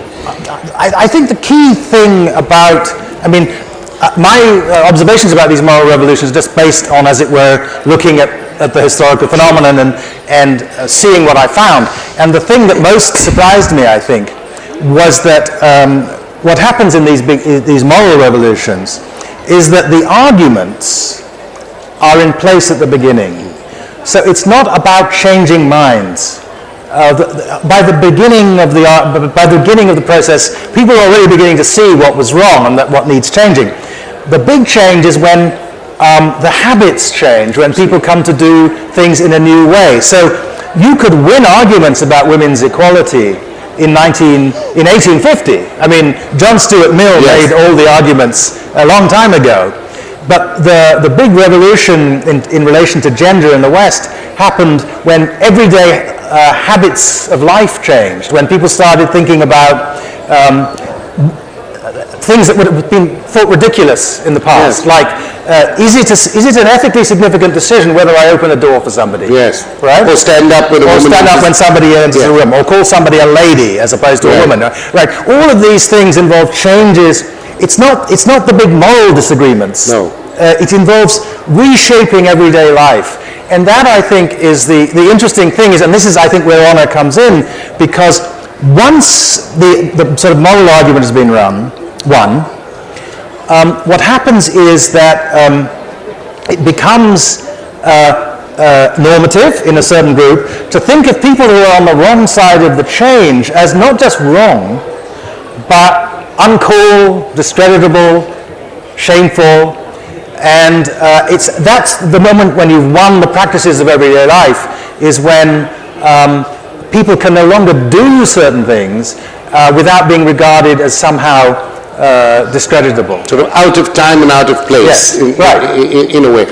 And I like this idea very much. The ideas are there. We've always known that these principles are there. Yes. The aim is there. I think it's when people actually enter into the everyday life of change. Yes. That's why I stress the notion of transition. When you enter into that everyday life of change, then you really begin to see what it means to live with and by those ideas. I mean, look, it's very interesting. Take slavery, right? In the kind of slavery that there was in the Atlantic world, for hundreds of years until the abolition of the slave trade in the early 19th century. The argument that there was something wrong with slavery, Aristotle thought slavery was okay, but there were arguments against slavery already in Aristotle's time. It isn't as if it suddenly occurred to people that it might not be okay to treat people in those ways. What changed in the late 18th century, what changed with the abolition of the slave trade, led in the Atlantic world by the Quakers, who were a tiny religious minority. What happened was a change, not just in thinking about it, but in saying, we've got to do something. Yes. We can't do this anymore. The Quakers in Philadelphia in the mid-18th century, they wouldn't speak. They started not speaking to people who had slaves. Right. Yeah, I think there is another issue here too, which is looking at it from the other end. I mean, these ideas are in place, then there are a number of people in power, in authority, who take on the more radical ideas of change. Yes. But there is also the other force, is those who have been oppressed in some way begin now to actually representing themselves, struggling, fighting even, and then make cause with those members of the establishment who've changed sides. So it's a kind of, that's what I meant by transition. So it's a change at every level. A change of the oppressor, a change of the oppressed, a change of the powerful, a change in the powerless. I think this is really quite important. Let's get to the question of honor. Okay. And in particular to honor killings that you really have talked about. And one of the matters I'd like to bring up today is the honor killing, two incidents of honor killings in India. I think you probably know about both, but I'm going to talk about a film, two films in fact. One called Talwar, which is about the girl whose parents are in jail because the idea is that the parents killed the girl, and we had a session on it yesterday at the privacy platform, and you were there. And there's another film called Masan, and very simply, it's the issue. I know you don't know. It's very a young couple are found in a hotel room together. The police intervenes. The boy kills himself out of shame. The girl is left to face the music, and it's not very pleasant music. But in both cases, for different reasons, the notion of honor is used, and it's not the straightforward honor killing. And I want us to think about honor in less formal contexts. Mm-hmm. So in the first case, in the case of the Talwar or the Sarushi killing, the police have made up their minds that the parents have killed the girl, and their argument is that these were a very fast couple, very westernized couple. The daughter was very alienated from them. The daughter had a relationship with the servant who gave her a sense of security, and finally they killed both the daughter and the servant. This is an early police response, because of the question of honor. Mm-hmm. Their honor was besmirched, and here of course it's class, it's status, honor connected with these more everyday things, unlike honor killings in the more traditional sense. And in the second case in Masan, the father of the girl says, you know, you have dishonored the family by having this, you didn't even think of what you're doing. Your lack of thought, you dishonored my family. He happened to be a priest and professor of Sanskrit. So how does honor work if it's not around foot binding, or if it's not in terms of honor killings in the traditional way? Honor as an everyday problem. So just let me, I'm a philosopher, so let me just do a little bit of conceptual putting in order, as it were, of the situation. So I think the key to honor is this.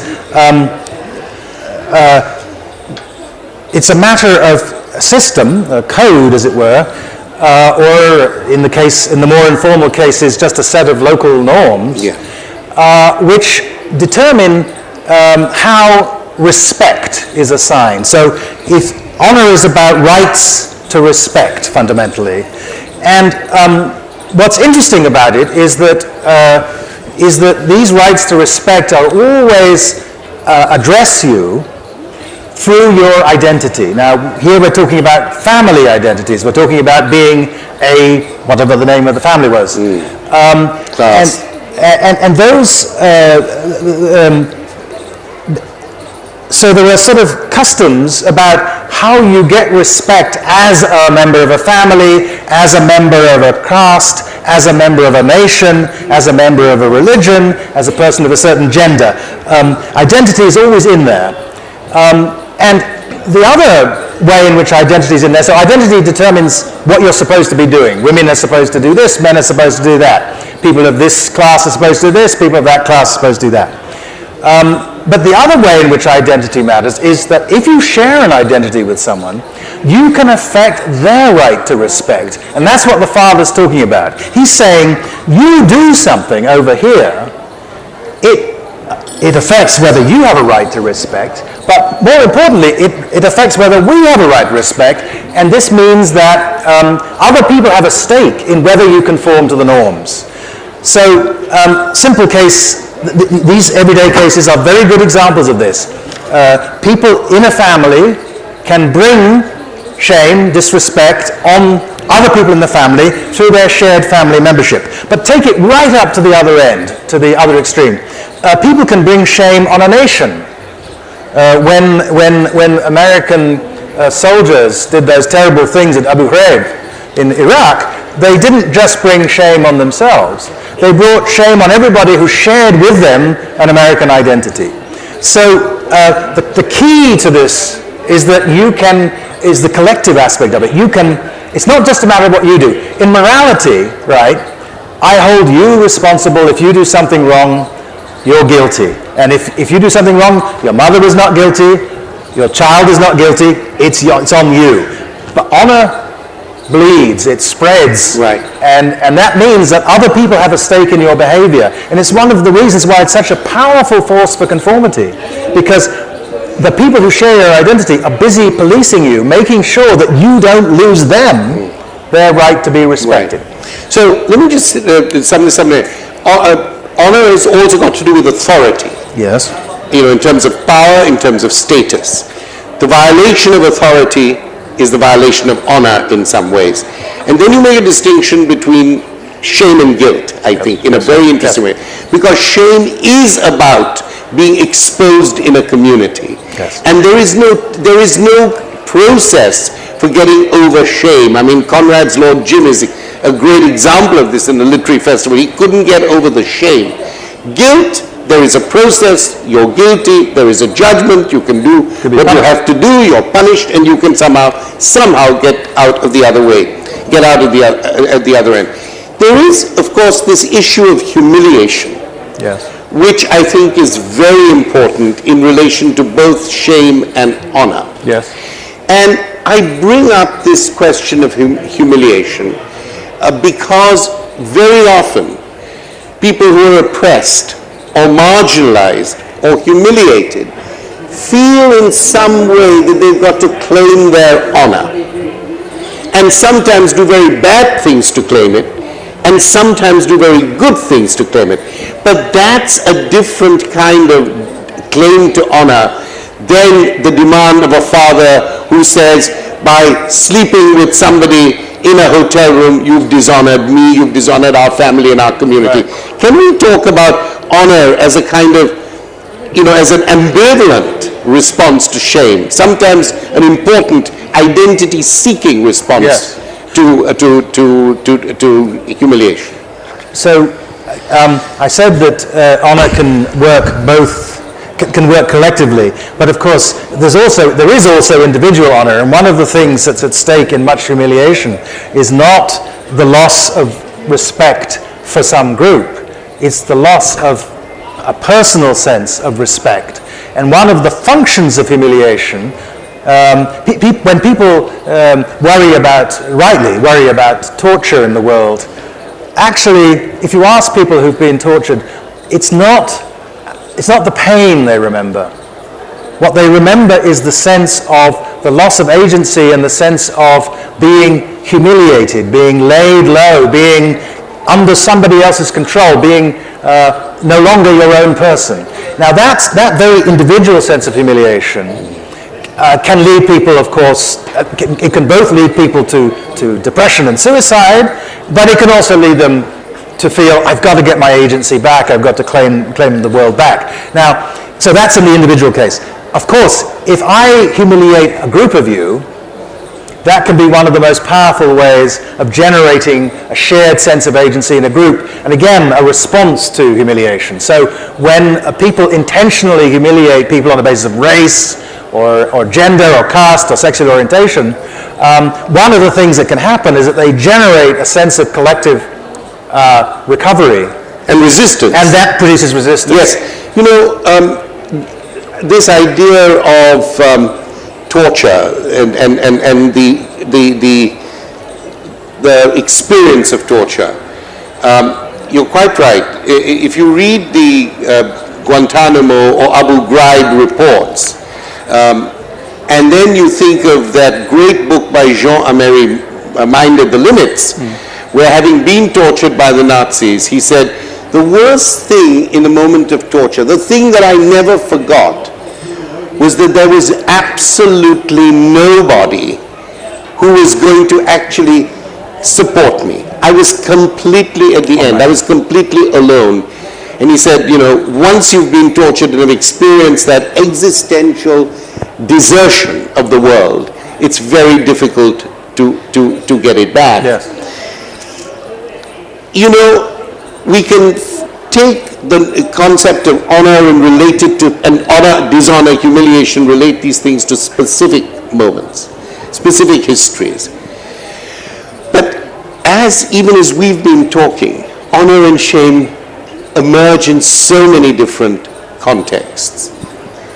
I wonder whether our political language is too much concerned with political rationality, too little concerned with what Immanuel Kant called the unsociable sociability of societies.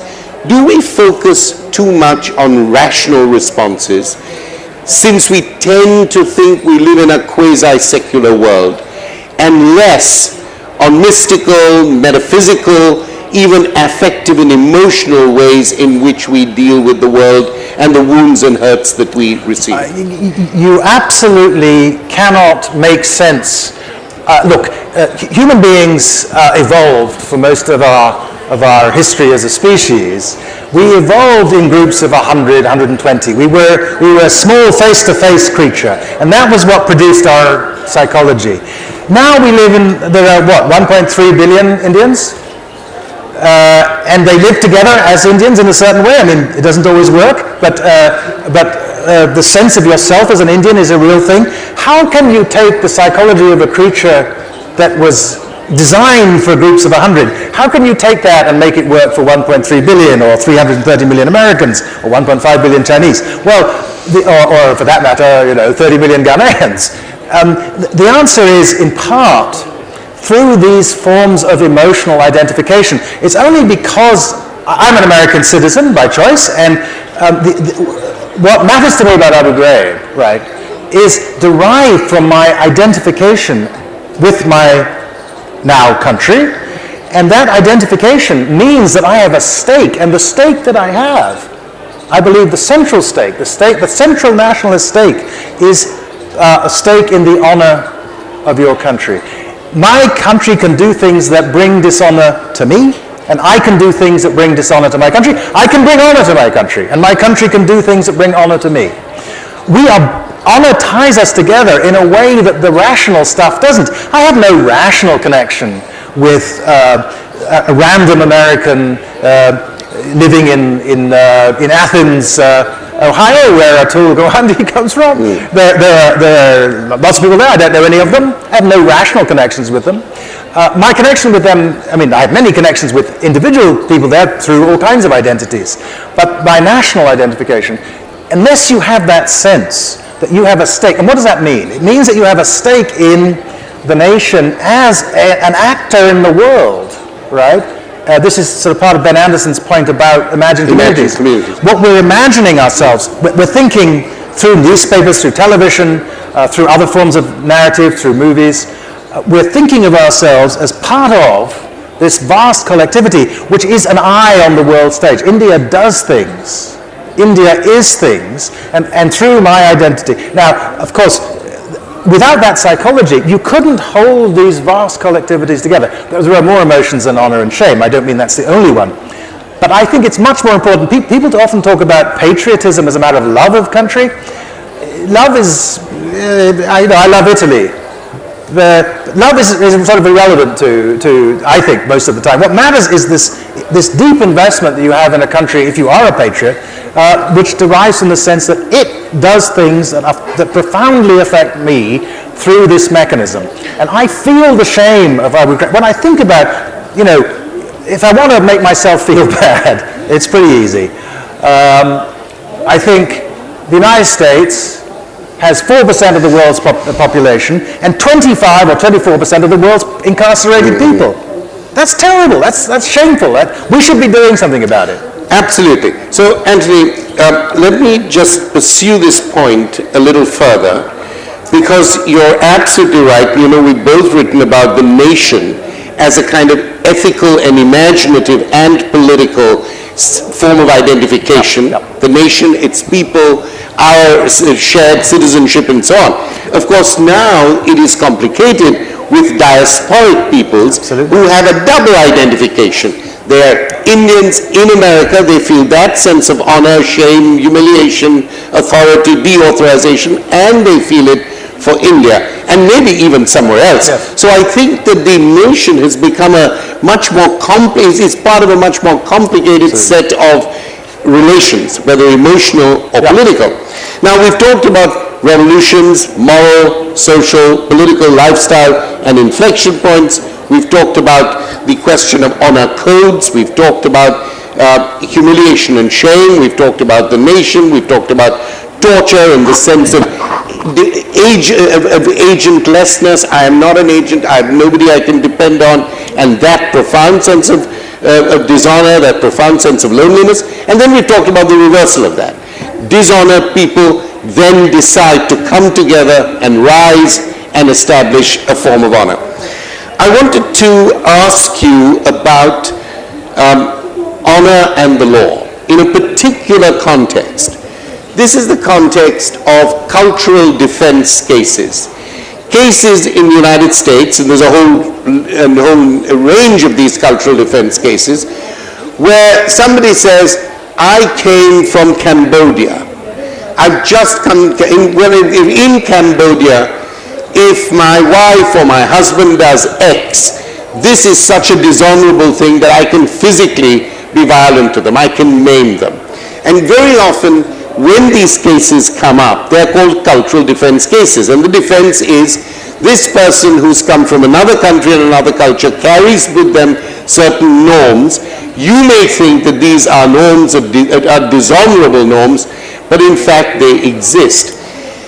in a world where there is a great large amount of migration, different kind of frameworks of knowledge and frameworks of ethics keep clashing, how do we think about the ethical measure and the ethical compass that we need to have in order to create a properly affiliated society?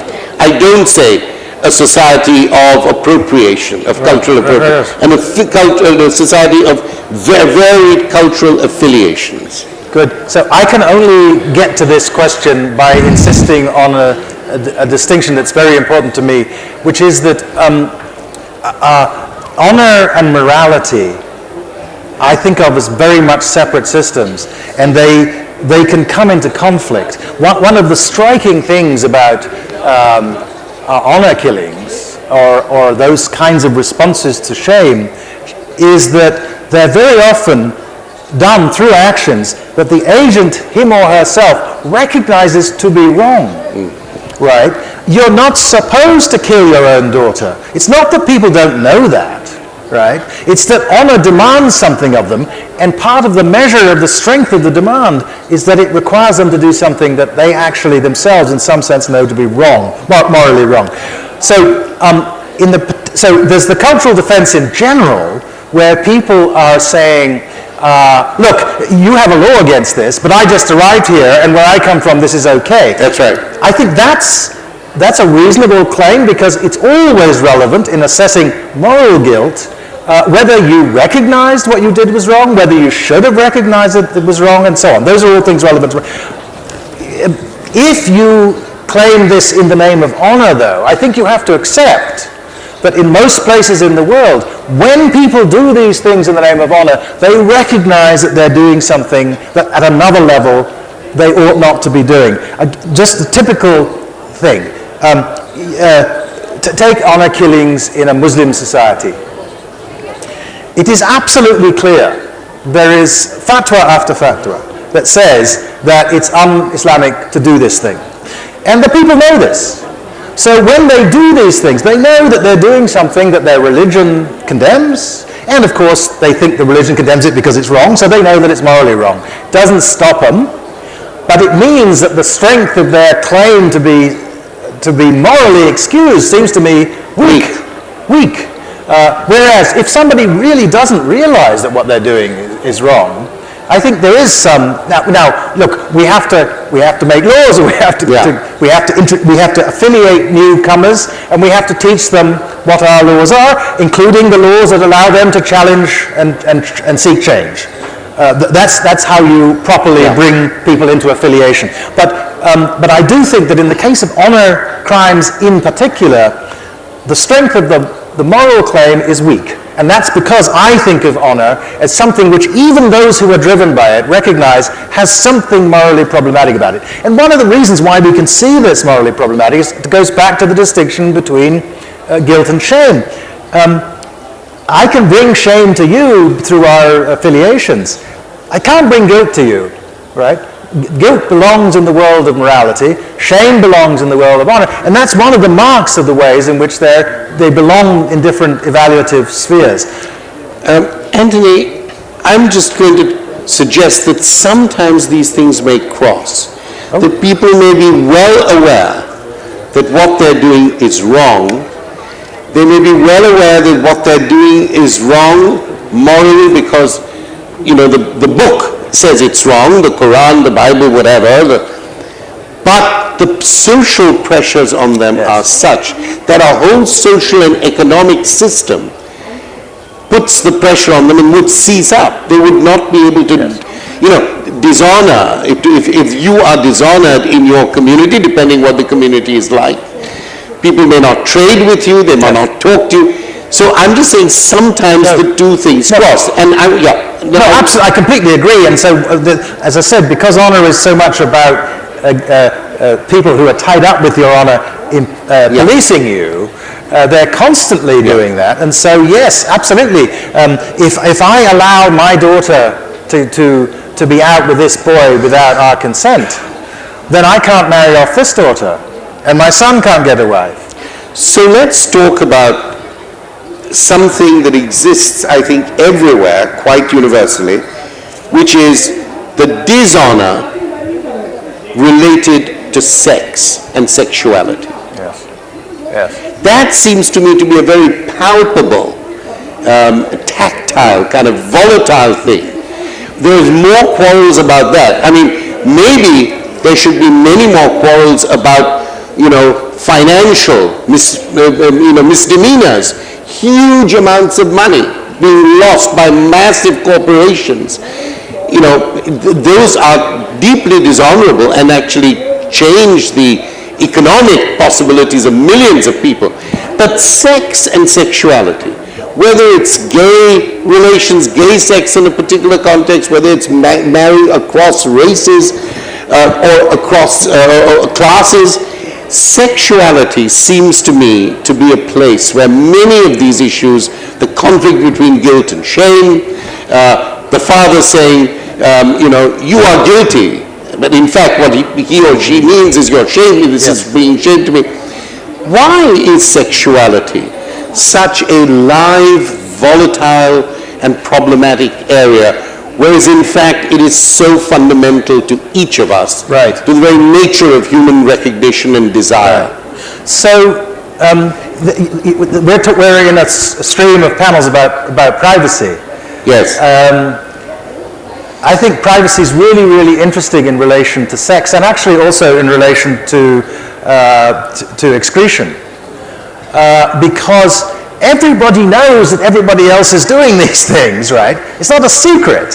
There's no epistemic closedness. We know that when people marry, well, they have sex, and when people go into the bathroom, they excrete, right? Everybody knows this. What's constrained by shame is the visibility, the exposure of these things. It's one thing for a couple to have sexual relations, behind closed doors, behind the curtain, with the curtains closed. But you don't do it, and the same with excretion. You don't do it in most societies anyway. You don't do it in front of other people. It's a really interesting question. Why this thing that everybody does and everybody knows everybody does, and these are functions that if we didn't do, we wouldn't exist, so they're kind of important. Why they have been closed off in this way. But shame, because shame is very much connected with the visibility and and we blush, we have seen. The loss of respect has to do with being seen in a certain way. It has to do with how you're regarded. I think that anything that is supposed to be done in private is potentially connected with loss of respect through exposure, and that's why shame is there in all of these things. Yeah, but I was pushing in another direction. Okay. Yes, you're absolutely right about, I sometimes think that if I went behind a tree in a park and took a leak, I couldn't give a damn who saw me. But if I did it in the center of Colaba, Bombay, where I live, I would be very conscious to see who's seeing me having a pee. And that's a perfect. But I was thinking more about sexuality, shame, honor, dishonor across races. Okay. As, same-sex relations. There it's less simply about doing something in public, which you be doing in private. There it's a denial of the expression of love and desire between two men, or between a black woman and a white man, or whatever, in the public domain. Right. And I think that's a very problematic issue, because people will, the fact that people are in this relationship, and it's a generative relationship, it is remaking the world. It's not only two people having a private relation from different races. It's they are setting a form of how the world may actually begin to look. It's a world-making activity, and that's what I think makes people feel deeply threatened. The world may now begin to look different if men are, 50% of the population are gay men living together, adopting children, teaching in schools, and being everywhere, doing everything that everyone else does. That, I think, is a difficult and important issue for us. Good. Where the private and the public, in a way, come together. So what's going on there, right, is that honor is the mechanism that's being used to police a normative idea. Now, the norm, the old norm against miscegenation, against interracial relations, was, of course, not in itself about policing sex. It was about policing relations of power between two racial groups. But the closet, the enforced, the demand that gay couples, both men and women, if they do anything, preferably they don't do anything, but if they do something, they not only do they not do it in public, they do not let it be known. Right. This is different from the case of heterosexual privacy. Nobody's keeping it a secret. In fact, a wedding ring is about the fact that you two have declared that you're in this business where one of the things you do is have sex and make babies. Right. That's the norm of heterosexual relations. The point about the constraint on homosexuality was that if you said, not if you did it in public, right? That of course was like all sex, you couldn't do it in public.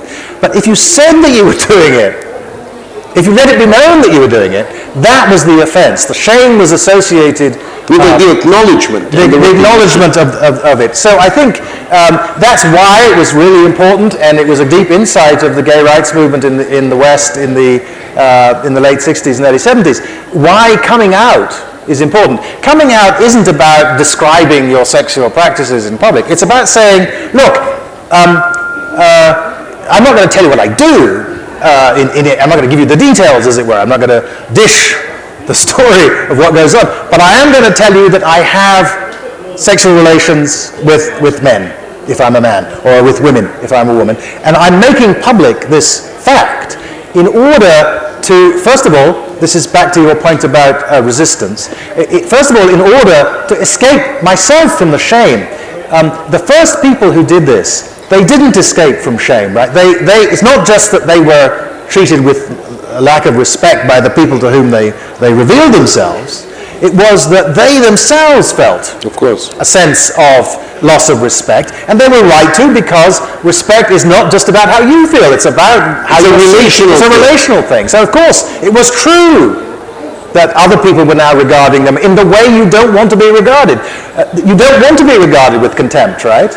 Nobody wants to be regarded with contempt. It's the center of, you mentioned Kant, it's the center of Kant's moral idea that respect between persons is at the heart of our moral lives. Well, so if you can, if you know that in your world you lose regard when you reveal something, then in the first instance when you do reveal it, you will feel shame, even though, again, the moral the distinction between morality and honor, even though you don't think you have done anything wrong. You have won, the moral argument is over. You do not think that you're doing anything wrong, but you know that what you're doing is shameful in your society, and the only way to stop it being shameful is for more of you to do it, or to make it known that you're doing it. It seems to me that the threat on the other side, is what I call world making. That this is another and a new way of living in this particular society. It's with respect. It's a life of relationality. It's a life, I think the problem with sex is that people are quite happy at times in the power structure to accept somebody of a different race above them. But should this intrude in the private, public nature of sexual relations, then I think it makes the world go round in a very different way, because it says this is the way people will live in public. And I think that's something we've got to protect. A certain private choice of how you live in public. Yes. And I think that's the wavy and fine line of public ethics today. To respect that way, it's a private decision with public contact. And it is changing the way the world looks and the way the world is. Yes.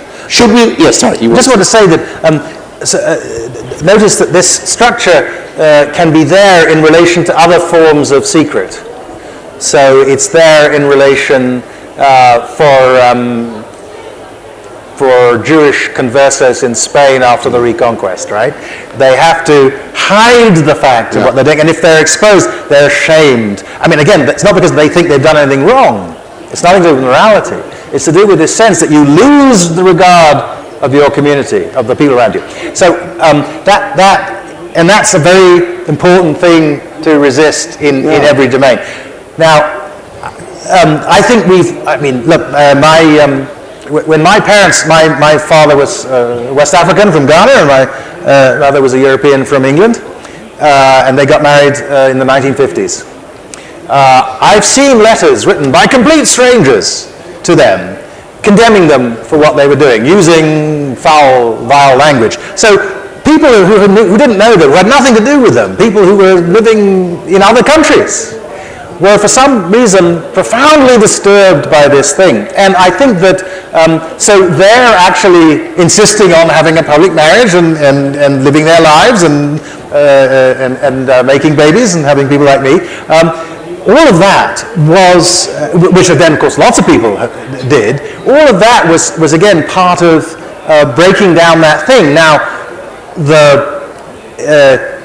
as that happens, it's just a fact that it does threaten the racial hierarchies, right? The people who were worried about the connection between miscegenation and anti-racism were correct, right? It is true that that's one of the ways in which these things begin to break down.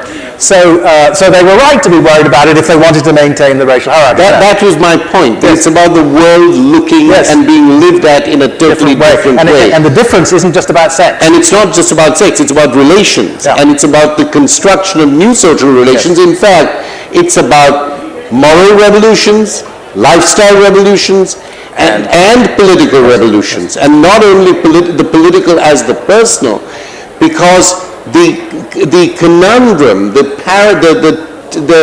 terrifying psychological condition you describe of knowing that you're not wrong and being seen as being wrong and not being able to speak up about it was in many ways the condition of colonization. Yes. It is what I think Fanon called double guilt. You know that you're not wrong. You know that you're responding to a system that is profoundly unfair, but you cannot actually do anything about it. You cannot force the recognition of its unfairness unless you struggle out of it or there's a political movement. So this double guilt, this secrecy. Shall we open up to the questions? Just want to say that just adding in the fact that it's about the politics means that in all of these processes, we haven't talked much about the state, but in all of these processes, of course, the law and the state are hugely important. They're not determining. No. But you've got to get the laws right. Yeah. You've got to have laws against honor killing. You've got to have laws against racial discrimination and so on. But the battle is not just won in the state. Yeah, it's not. Absolutely. Because the architecture of the state then moderates the other institutions to some extent or another. And of course, newspapers, the whole publicity area, the public domain is so influenced by the institutions of journalism, by the institutions of media, which in many ways respond, are in a dance with the law, sometimes a brave dance, and sometimes a much less honorable dance. So, questions please. Sorry? Well, everybody has here a right, so why don't you just be totally arbitrary and go where you see it? Yeah. Jump, scream, shout. Yeah. I wish to know from you what exactly was your sense of honor. How has it evolved? Because what I hear from you, you're talking from a very liberal stance, as though you had never doubted that certain things were dishonorable. For instance, in Canada, I live in Canada, I've seen two murders in the Muslim community of honor murders. But there were a lot of people who felt if they were in that position, probably they will do the same thing. I would like to know from you, are there some universal values for which we are ready to die and ready to kill? Because we do a lot of killing in the world. There's a lot of killing goes on in the world. Thank you, sir. Is there something that you would do for? Can you take another? We'll take 2 or 3 questions because we don't have that much time. Take one from each side, please. Yeah.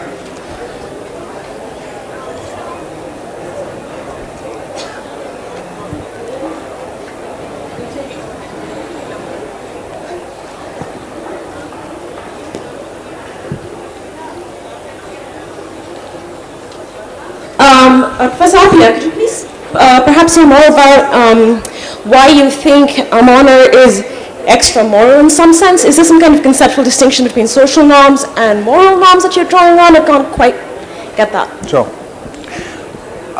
And one more. That lady there, the lady in the green. Can I just, sorry, I'm going to have to write, I need to write down. Yeah. My question is that when you look at the code of honor, especially in relation to sex or sexuality, is it not that we are not coming to terms with the residual element of tradition which exists even in a modern society, like the patriarchal ownership of a girl's body? That kind of a thing, you see, if we dismiss it from our minds, what we consider as shame is no longer shame. Then you have bypassed totally the question of human rights. Even individuals have human rights which confront their own family institutions, and that should be taken into consideration. Thank you. Third point, just one more small point, that shame can be felt when the violation of a community's rights are there on religious grounds, because we have a whole history in the subcontinent where religious rights have been violated and there has been a notion of revenge and hatred. Thank you.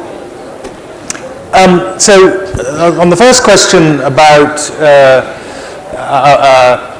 whether there are things that are universal values, yes, I think so, but they are inflected always by the fact that we are embedded in social relations, we're embedded in communities and families and so on.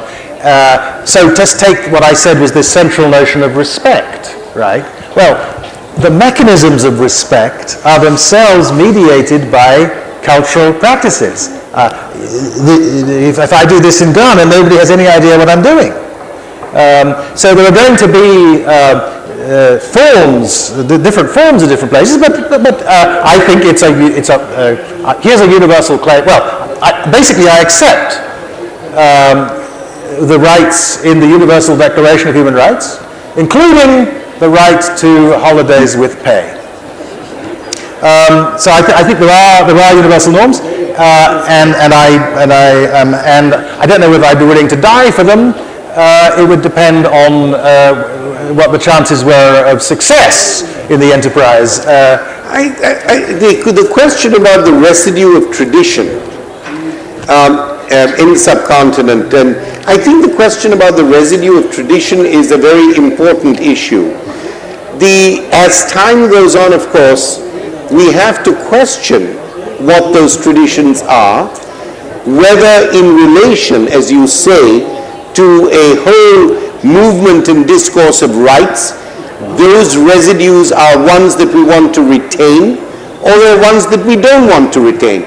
Now, we can make such a determination, a court can make such a determination, a community can make such a determination. That doesn't mean that this somehow disappears immediately. But I think it's very important to see how tradition allows you to work with the future, and to how tradition allows you to understand the future, not simply how tradition keeps holding on to something from the past. If tradition is not translatable, then I think that to some extent its value is diminished. I do think, about the question of tradition that, this relates to the first question as well. You're only going to be able to make sense of moral claims against a framework background. So that if people come from different background frameworks, the chances of their being able to come to agreement about the norms may be reduced. So we do need to have dialogue, debate, discussion within societies and across societies about what the norms are that we want to sustain. Can I just say something? You asked this question about the difference in morality and honor. It's just this simple thought that people, on the one hand, recognize that there are honor codes that are binding on them. On the other hand, they recognize that there are moral demands binding on them. And sometimes they pick one over the other. I first noticed this when I was looking into dueling in England, which is an honor practice. And one of the amazing things about it is that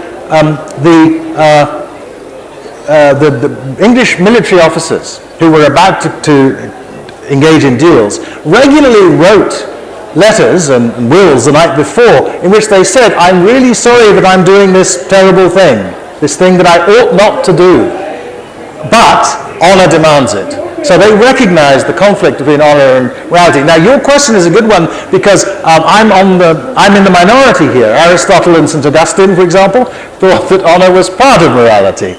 I'm just talking about the psychology of it and pointing out that there are people who recognize that this difference. The people who recognize that, say, Islam prohibits honor killing and do it anyway, those are people who recognize that what honor is pushing them towards is inconsistent with what the morality they recognize is demanding.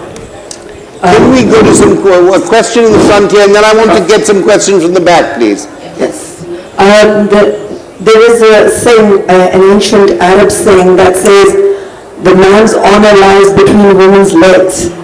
With that logic, and then on the other hand, you allow temporary marriages in Iran, and the honor killing ratio is much less there. Do you feel that there is something that is happening in these two situations that have influenced the honor killing amongst Muslim communities and representatives of those communities in other parts of the world according to the leaning they have, whether they're Shias or Sunnis?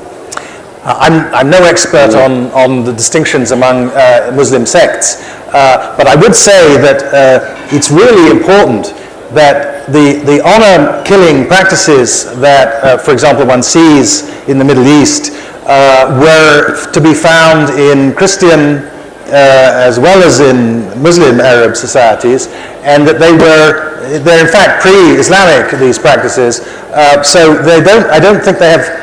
In a way, Islam is right in recognizing that it doesn't have very much to do. But honor killings happen in other religious communities too. Yeah, so it's not, it's I'm just saying in the Middle East it happens among Christians and Muslims. Yeah. Of course, in India it happens. It doesn't just happen with Muslims. Yes, exactly. So I think it's sort of independent of the religious. The one from the back here. Who is there in the back? Yeah. Yes, please. Thank you. You mentioned the state previously, and I'm just wondering if you can comment on the relationship between the retention and exercise of sedition laws and cultural, political, national values. I imagine you're trying to draw me into some important local discussion. So and I don't know enough about the local situation. Well, sedition laws basically involve when charges brought against a person who is perceived as having brought the reputation of a nation into disrepute. No, I know what sedition laws are, but I'm assuming that this is a debate that's going on in India, which I'm not fully aware. But so let me just say what I think about it, without meaning to enter into the local, because I don't know enough to do that.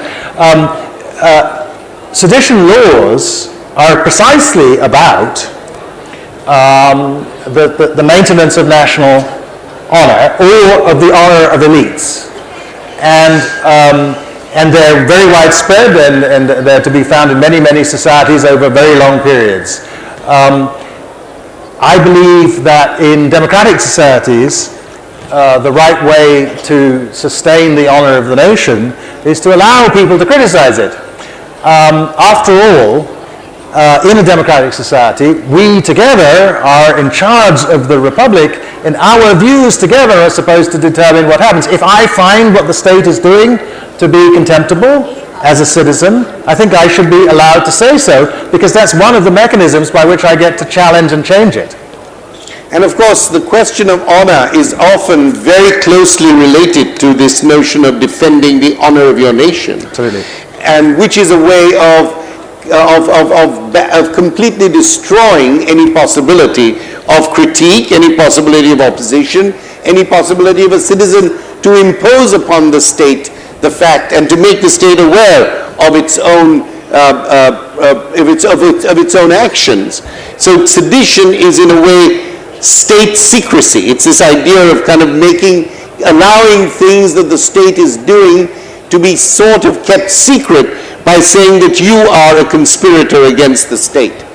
We have two more. time for one more Yeah, question. well, Yes. one more question. This gentleman with the long hair there, who looks as if he's going to spearhead a moral and political revolution, has been waving his hand. Yes, the man, yeah, that's it. That's the man. So sorry, guys. Thank you so much. Okay, all right. Today we are here discussing about the honor code, like what you spoke about and been talking about. So, isn't we us, the people, the society, the one who reinforce the ideas related to what we are debating today? So we take a part in almost reinforcing all the ideas. Then we are also maybe condemning them at one point and like or questioning them or debating about them. And also there's a separate group at one point forming the laws, and not everybody is involved. So isn't there a constant conflict between the formation of laws and what we reinforce? This is a question about democracy and democratic discourse and discussion. Right. Yeah. Well, I just think that one of the ways in which you get people engaged with this discourse about what the state should be doing is by getting them to care about what it does. And one of the reasons why we care about it is because it reflects on our own, because it can bring honor and shame to us. One of the mechanisms by which, for example, you get democratic societies to care about the poor, about raising the basic level of welfare of ordinary people, is by having the notion that none of us should live like that. Yeah. Right? And that's and if we allow somebody to live like that, that brings, it's wrong. But what motivates us isn't really that it's wrong, it's that it's shameful.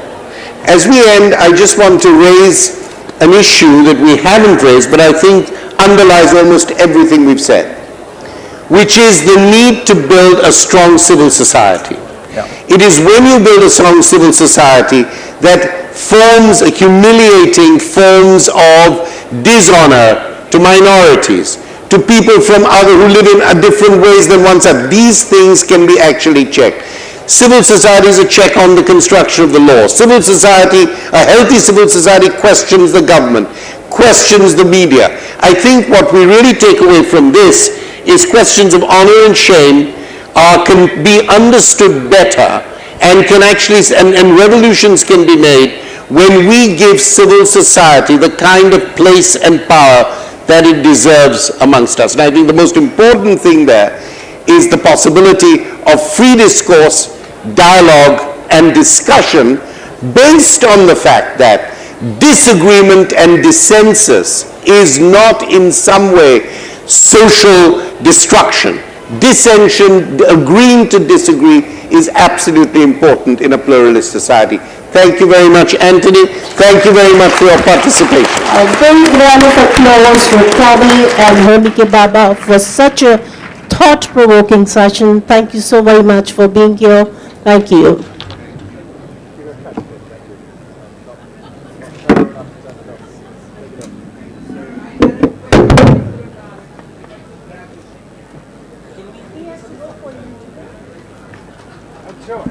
You're going for an interview right after this, but thank you for being here.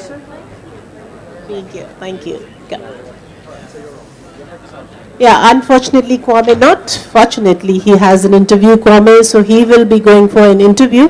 But later on, you can catch him on the festival grounds. And now, right now, with no gap, we have a book launch here.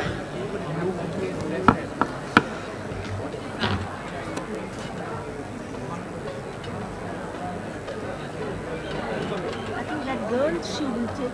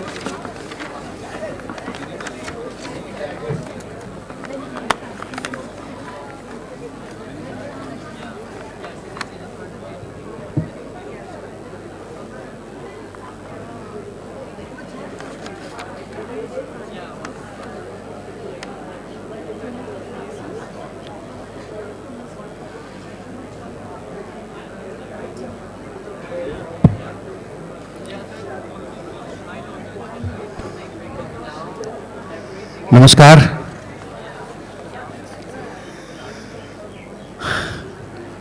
अब बारी है एक ऐसी पुस्तक के launch की जो हमारी जिंदगी से हर समय जुड़ी रहती है। मैं राजस्थान पत्रिका की ओर से आप सबका स्वागत करता हूं। राजस्थान पत्रिका देश का प्रतिष्ठित हिंदी दैनिक समूह है और राजस्थान, मध्य प्रदेश और छत्तीसगढ़ का सम्मिलित रूप से नंबर 1 हिंदी अखबार है। देश के 8 राज्यों में अपने 37 संस्करणों के माध्यम से पत्रिका रोज 1.25 करोड़ से ज़्यादा पाठकों के दिलों को छूता है। आज जिस पुस्तक के विमोचन के लिए हम यहाँ सब एकत्रित हुए हैं, उस पुस्तक का नाम है दादी की रसोई। अक्सर घर में इस बात को लेकर झगड़ा होता है कि खाना किसने बनाया।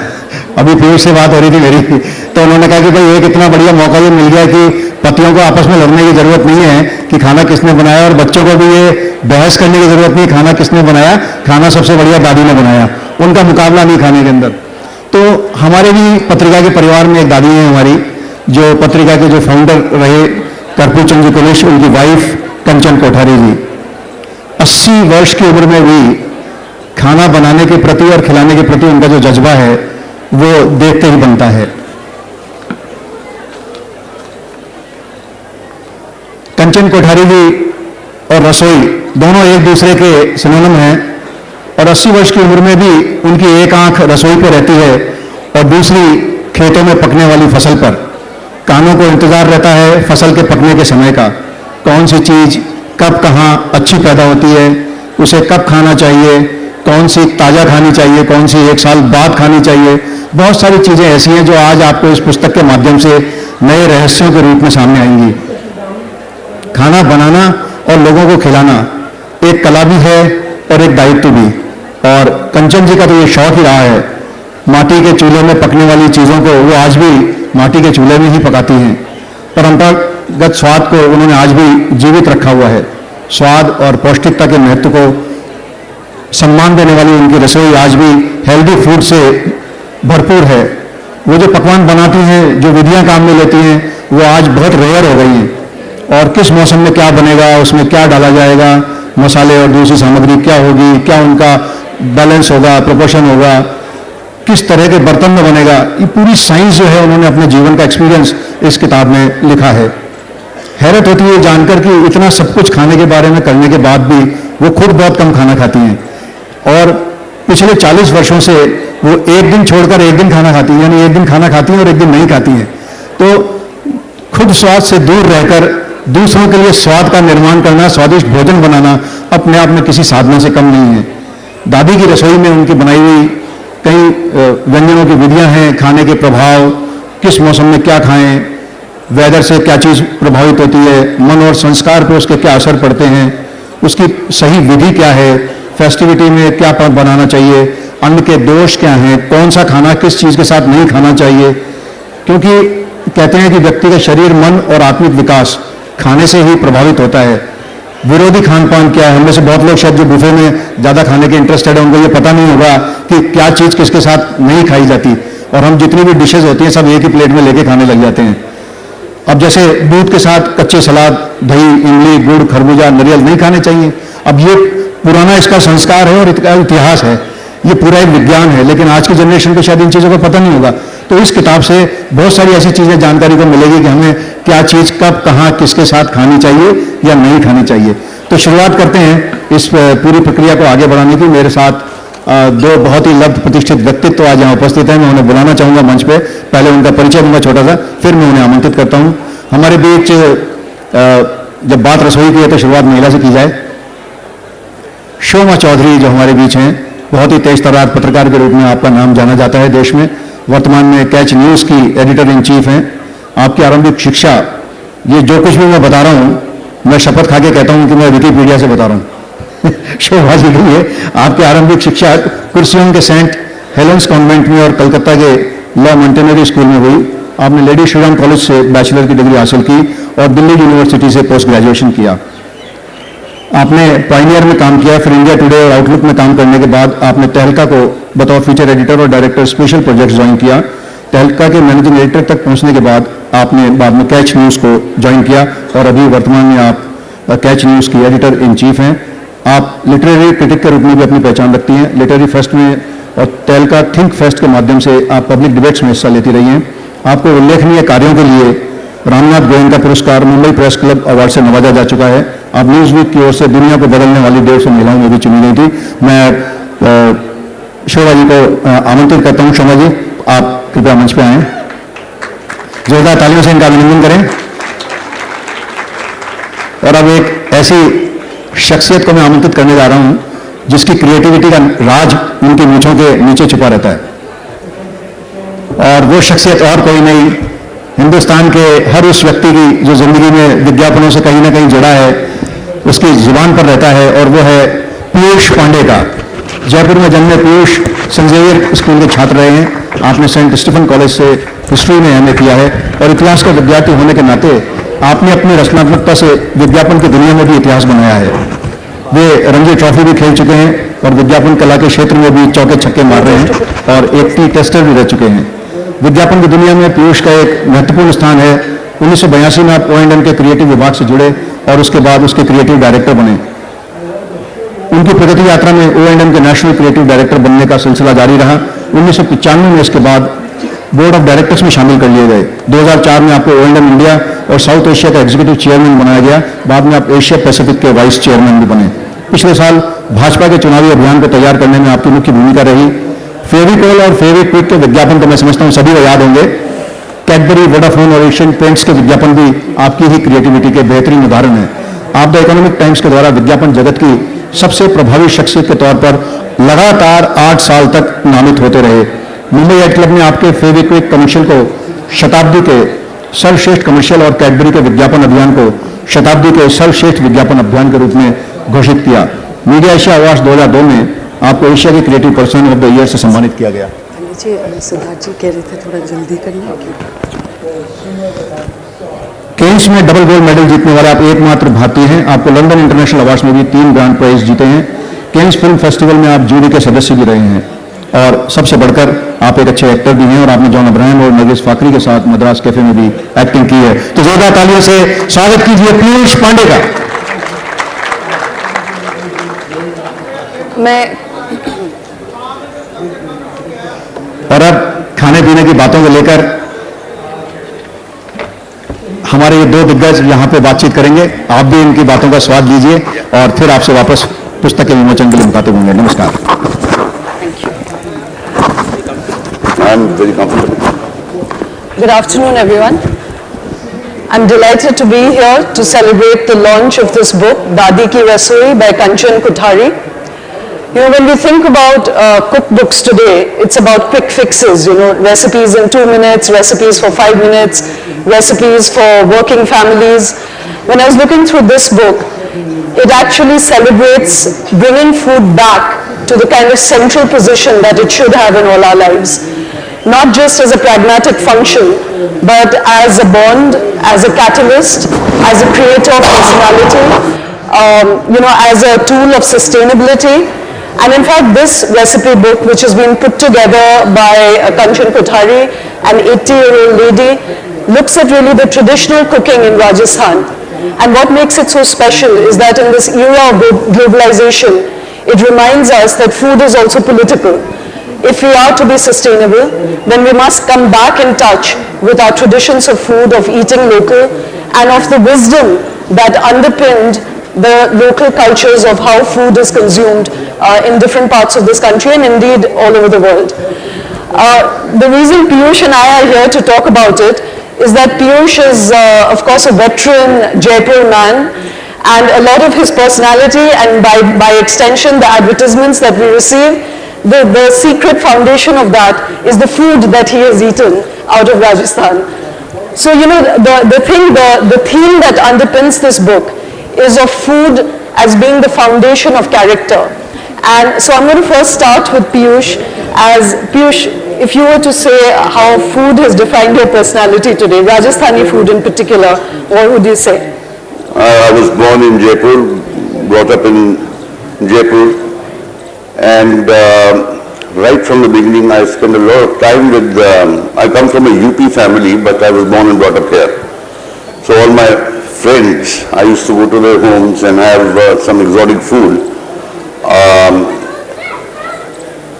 Whether it's down to a simple dal bati or the way they make their food, it has defined my personality in terms of being myself. I will follow up this book someday with a book of my own, which will tell you every Indian restaurant everywhere in the world, because I'm accused very often by my board members saying, this guy will be missing from our dinner tonight because he's found an Indian restaurant. So, if my work is about freedom and at the same time rootedness, I am rooted to the food of this place. So Piyush, you knew Kanchan, in fact you know Kanchanji and the family. Your grandparents were friends. No, my father was Sri Kulesh's very dear buddy. Okay, so I know the family for many generations. I just met the next one, sitting right there. Have you eaten at their home? Can you remember something that was special about, why should the audience be interested in this book? If I lie, Mr. Gulab Kothari will kill me. If I'm being truthful, I have been asked to come there many times, but every time I have not been able to make it. Okay. But if you look at the book, you will probably want to say to me, Piyush, can you use some clouds with Siddharth Kothari and can we go and have a meal in their house? So the thing I wanted to share with you about the book is that it's really lays bare the way that seasonal wisdom has defined the kinds of foods that we eat. In Rajasthan, of course, you eat less rice and you have jawar, bajra, chane ki roti, and that kind of usage of ecological, rationality for food is something that this book keeps referring to. It talks about the transference of energy, the fact that energy never dies, and so that there is a real food chain in how the love and emotion with which food is cooked and how that itself transforms into the kind of people we become. It also talks about the chemical nature of our personalities and how Indian foods have really been compartmentalized to affect different aspects of our moods, our temperament, our personality development. The way we respond to situations is also driven by the food we eat. And that's the kind of holistic approach that this particular book reminds us of. And so it's not just a recipe book. So again, Piyush, to come back to you, can you look back to your childhood and recall for people here the speciality of Rajasthani food, So in summer, what would you eat? I think you covered most of the things, but one thing I would like to share is tremendous sense of adaptation. I remember from my childhood that Rajasthan did not grow many vegetables.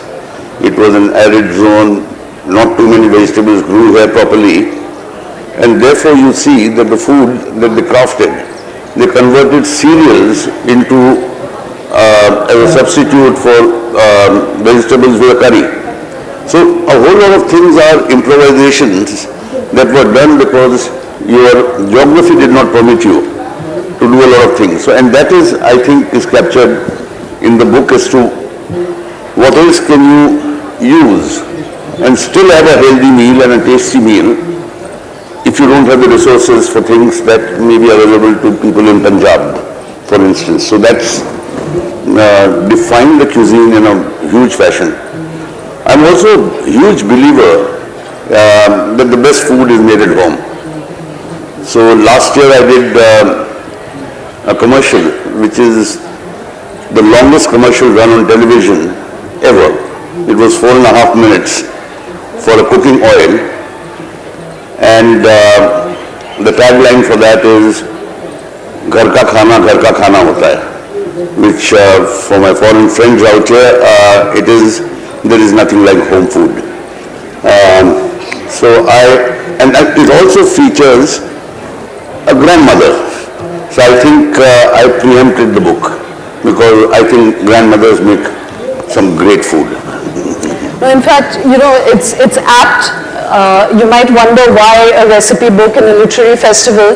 But in fact, as Kanchan ji's daughter-in-law is here, Dipti, and she was saying, in fact, my mother-in-law is a kind of storyteller because so much of these recipes are really telling stories, And that's the other aspect that I felt when I looked at the book, that I as a working mother have a very functional approach to food and my children are deprived of the kind of romance of food, the binding quality of food.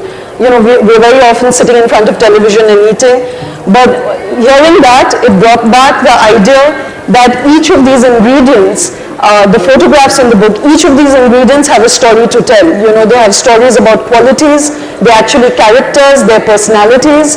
Each of them have hidden qualities. In excess, they do something to you. In perfect proportion, they do something else to you. So in many ways, they really are stories about personalities and characters. May I interrupt you for a moment? You said that cookbooks don't fit into a literary festival. I think they definitely do because half of the literary stuff is damn difficult to digest. Yes, that too. So Piyush, tell us of all the rich array of Rajasthani food, which are a couple of your favorites, and then tell us why. Make us fall in love with that food. I mean, there are the obvious ones like Kher Sangri, there are obvious ones like Gattas, and there are obvious ones, but the way they make their dals, the way they make their vegetables, it really doesn't matter which vegetable you are cooking, they just make it tasty. And the science behind it you already shared, that it's done with there's a method behind the madness and it's not just pure madness.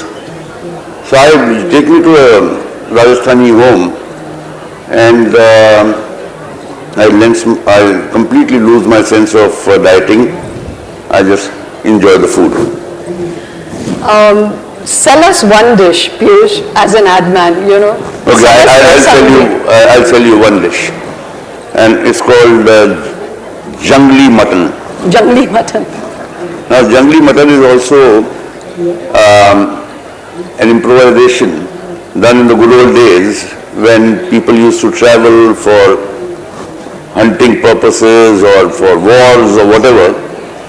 So it has mutton and it has loads of ghee. It has long red chilies and salt and nothing else. But you won't stop eating it. It's just, now, I'm sure that Kanchanji's book will not have non-vegetarian stuff, but there's a learning out there that how the ghee balances the mutton and particularly the long red chilies. So when you eat it, you do not feel the bite of a chili, but you get the flavor of the chili. So, and that one I can make myself.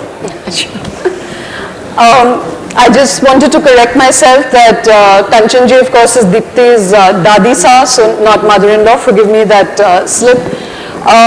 But I think the key thing that I found out after eating Rajasthani food is that I'm a staunch non-vegetarian, committed non-vegetarian, and the only time that I order a platter of vegetarian food is, even in Delhi Haat, it's the Rajasthani platter, because the kind of array of tastes that the Rajasthani food makes available is something that even Bengali food can't match actually. So it was wrong of you to sell us a meat dish in Rajasthan, Piyush, because it truly has made an art out of vegetarian food. Try the same thing with potatoes, it will taste even better. Okay. Unfortunately, we don't have too much time, so I'm just going to share one more thing about the ideas that have driven Kanchan Kothari's food. She herself apparently now only eats on alternate days, and yet it is so perfectly balanced that at the age of 80, she still cooks for friends, packs food for them, and that whole ritual of food is a big factor in the Kothari household. She has a favorite phrase, forgive my Hindi, but jaise khade anna vaise bane man. so that your personality really is driven. I come back to that point that your personality is driven by the food you eat.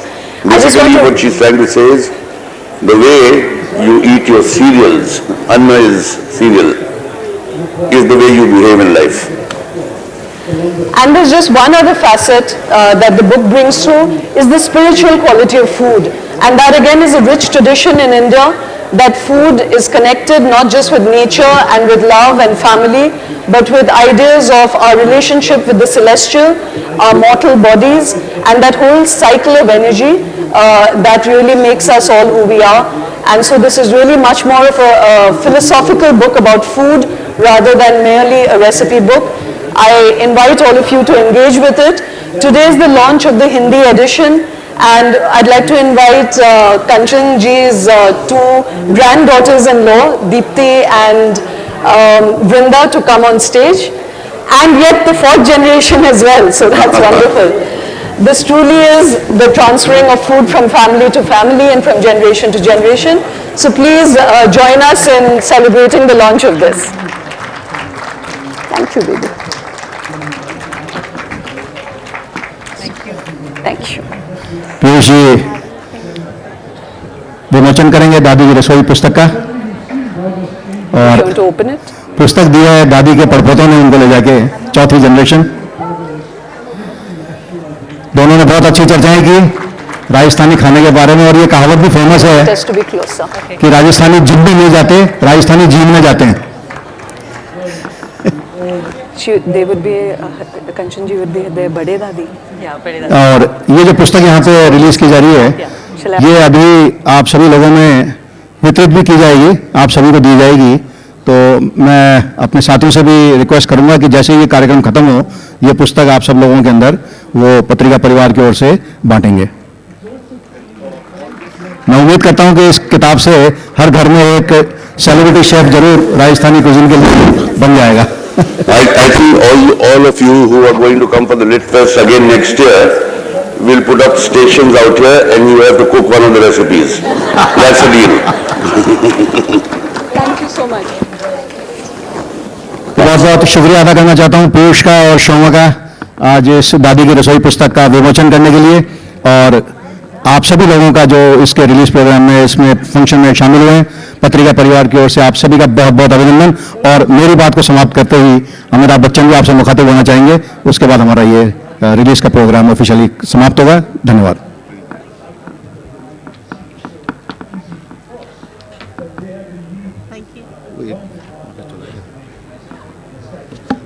So this was a very short and quick book launch of Dadi's Rasoi. I'm going to get a copy and I'll cook surely when I go back home after the festival is over. What is it?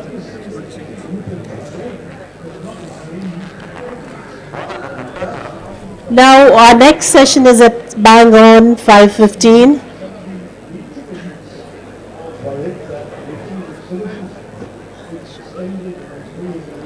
We'll just take another 5 minutes to set up the stage for our next session.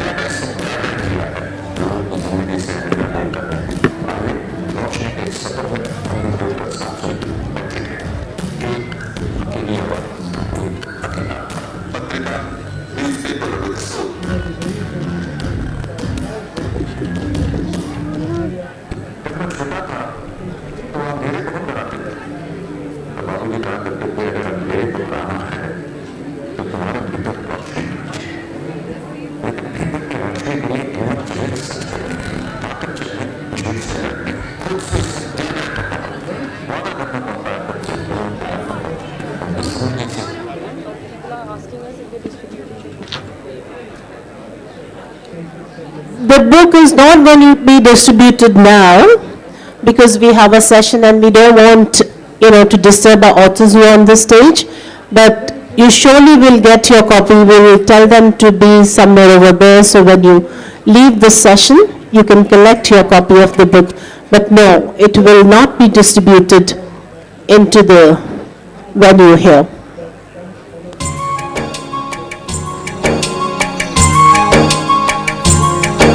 Hindi सिर्फ एक भाषा नहीं, हमारा संस्कार, हमारा इतिहास है। हिंदी एक सोच है, जीवन जीने का तरीका है। अपनी भाषा को इज्जत देना, अपने वजूद को सम्मान देने जैसा है। हिंदुस्तान की सैकड़ों भाषाएं हिंदी में शामिल हैं, इसलिए हमेशा से सबकी पसंदीदा है। देश के सबसे बड़े हिंदी अखबारों में एक है पत्रिका।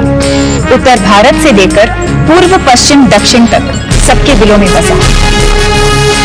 आज राजस्थान पत्रिका केवल अखबार नहीं, रेडियो, टीवी, मोबाइल, इंटरनेट और अन्य साधनों से लोगों की बात उठाता है। लोगों को जीता है तो उनके दिल जीत कर देखिए। हिंदी पढ़िए और हिंदी बोलिए। राजस्थान पत्रिका, देश का प्रमुख समाचार पत्र समूह।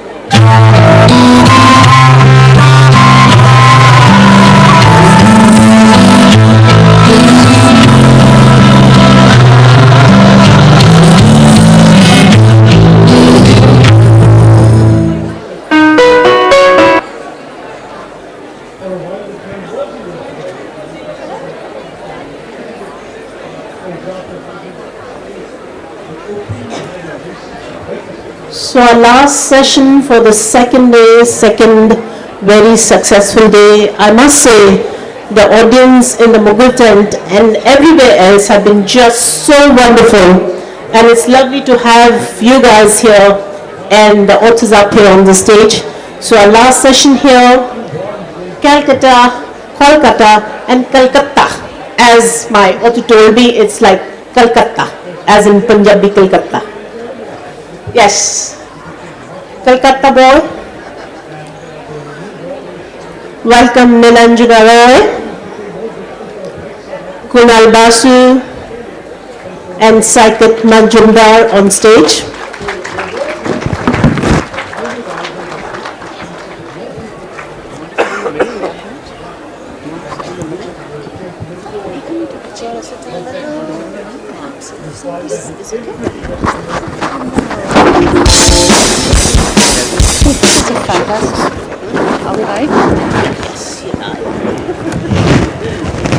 And can they come and sit in front, or are you blocking that?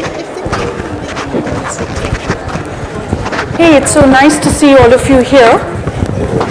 One of the promises that we made to each other before this session is that we would keep it to English and not lapse into Bengali. Yeah. Okay. Just for people at the back and the sides, if you're having trouble finding space, feel free to come and sit down in front on the grass if that's more comfortable for you. I'm delighted to be able to introduce Kunal Basu and Shoykut Mujumdar. Their books were among my favorite reading last year when these two very different but very enticing books about Calcutta came out. And in the course of this session, what we're going to try to do is talk about Calcutta, definitely, and the different Calcuttas, Calcutta, Kolkata, Calcutta. But we will also try to talk about cities and how writers approach them, and about their writing lives as well. Just to introduce them, Kunal Basu began publishing his books in 2001 with the Opium Clerk, and made up for the fact that he'd spent a lot of time in advertising, not writing, by keeping that steady state of novel writing going. He wrote The Miniaturist, Racists, The Yellow Emperor's Cure, and now Calcutta, and in between there is a collection of short stories, The Japanese Wife. He's also been working in the area of cinema. He's made documentaries, two of them, The Magic Loom among them. And The Japanese Wife, as many of you know, was adapted by Aparna Sen into a movie. One of the more curious things I discovered about him is that he was a child actor in two of Mrinal Sen's films. And he's very carefully made sure that the prints of those films are very hard to find. Otherwise, I'd have brought clips out to show you. And this was exciting news because it's so rarely that somebody who starts off their career in English moves elsewhere, but he will soon be publishing his first novel in Bangla. And Shoykut Mujumdar is the author of The Firebird, which tells the story of the vanishing world of Bengali popular theatre as seen through the eyes of a young boy and his actress mother. His first novel, Silverfish, was about the history of Calcutta, seen through the lives of a retired school teacher and a woman who gets married and then widowed. There's a lovely section about an affluent Calcutta family in a city that's changing rapidly. The Telegraph said a little wistfully that perhaps the Calcutta-ness of Calcutta will soon be left only in the pages of novels like Silverfish. And before introducing the books, I thought the best way to do that was actually to have both of you read some sections from your books. They both have very distinctive voices, but very, very different approaches to their subjects.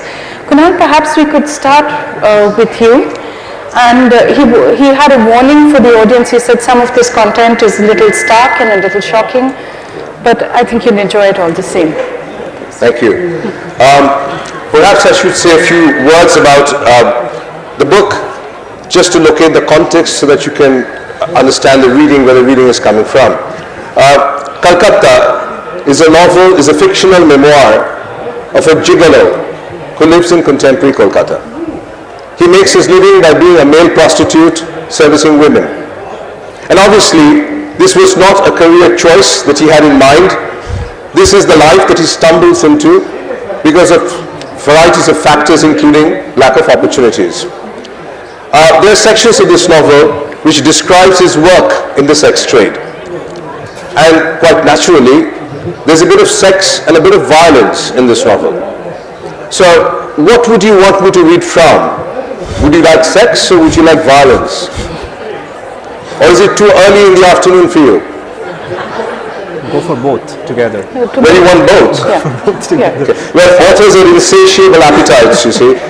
And as a fellow panelist, I have to satisfy at least Shoykut's interest. So I'll read you a section which is both sex and violence. So, Jamshed Alam, a Jami, is the protagonist of my tale. He's a descendant of Bihari Muslims who fled India and went to East Pakistan during the partition. But in East Pakistan, they were never really considered one of the same brood because they were non-Bengalis. And when East Pakistan became Bangladesh, they were looked at with a great deal of suspicion because they were non-Bengalis.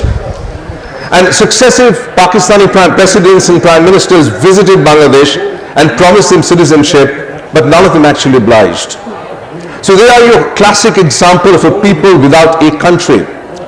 So when Jamshed's father, his parents, smuggle him into Kolkata, his desperate search is to become a Calcutta wala. His desperate search is to belong, to be one of the mainstream, not be a refugee anymore. But he fails his school degree, he falls into bad company, and he ends up as a masseur in a massage parlor. Okay? And one thing leads to another, he becomes a gigolo. The section I'm going to read to you about is about one of his encounters with one of his clients. Once I'd taken a good look at my party, I knew what she wanted from me. It might be hard to believe, but it's true. If she was used to this line, she herself would give me clues from the way she behaved. I'd know if she wanted me to be active or passive, if she'd want me to do things that her husband refused to do, or if she was hungry to give me what he didn't want. It was like playing ping pong, but I'd learned to keep the ball on the board, not get carried away and finish in a hurry. Do you know who I am? My party asked me after we sat down across each other. Middle-aged and Bengali, she looked widowed or unmarried, beautiful in an old-fashioned way, and clearly upper class. She could have easily been a guest at Monica's Alipur party or someone I'd seen at Calcutta Club. Sweeping the hair away from her face, she asked again, "Are you sure?" "Yes, ma'am." Maybe her ex-husband had been someone important and I'd seen her face on TV. "Haven't I seen you somewhere?" It was my party's turn to examine me. "You've come here today as one Shumantra Rashgupta, but you aren't Bengali, are you?" I shook my head and she said, "Good." Then she left to get me something to drink, giving me time to look around. The house was unlike those of other rich people I'd visited. Not full of things, but a few things placed carefully in just the right places. A tanpura hung from the ceiling alongside photos of Maharajas and Maharanis, a record player, a table full of silver statues. Entering with my drink on a tray, she saw me looking at the tanpura. "Do you know how to play it?" "Whatever your real name is." "Jamshed." I told her I didn't know how to play any instrument, but I thought every Muslim could.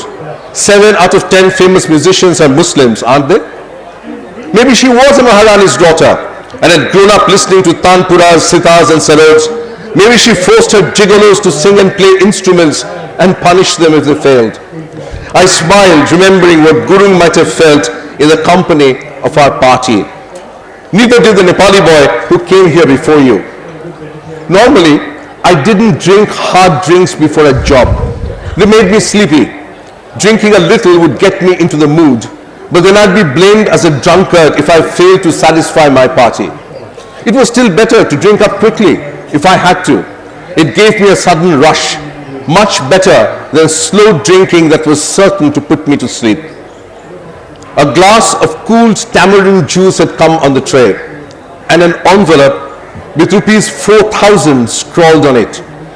Like a real Maharani's daughter, she'd paid even before I could ask. "That's your part payment," she said before going into the bedroom, telling me to join her in 5 minutes. 4,000 was full payment, I thought, double that of my best party. She was dressed in a classical Bengali sari and reclining on an old-style mahogany bed like a scene from a film. A breeze blew in through the curtains, and one expected the hero to suddenly appear and start singing. I thought she might ask me to change into a costume to match hers and play out her fantasy. But she didn't seem to be quite ready after we started, as if something was missing, even though I was doing everything I could, everything I'd done before with my parties and succeeded in getting them hot. Women who had not been with their husbands for a long time forget that their minds and bodies are two different things. One might be ready, too ready, while the other was anxious and cold.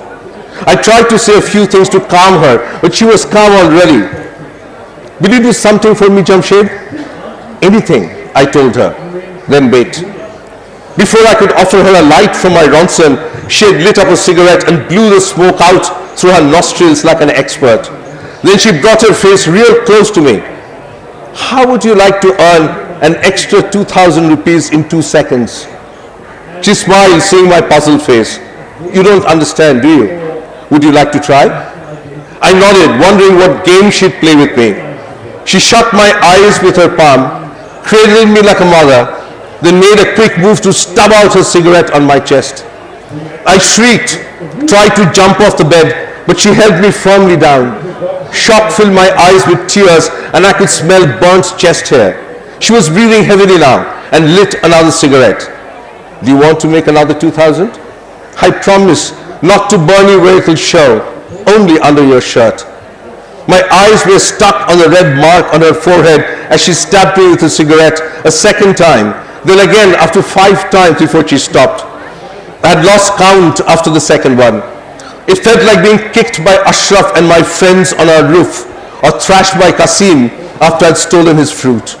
Pain filled me up so completely that each additional pain seemed duller than the one before. Then my party was ready for me, taking on the lead to enjoy her gigolo fully. And strange as it seemed later, I was ready too, giving off my best in that perfect room, on that perfect bed.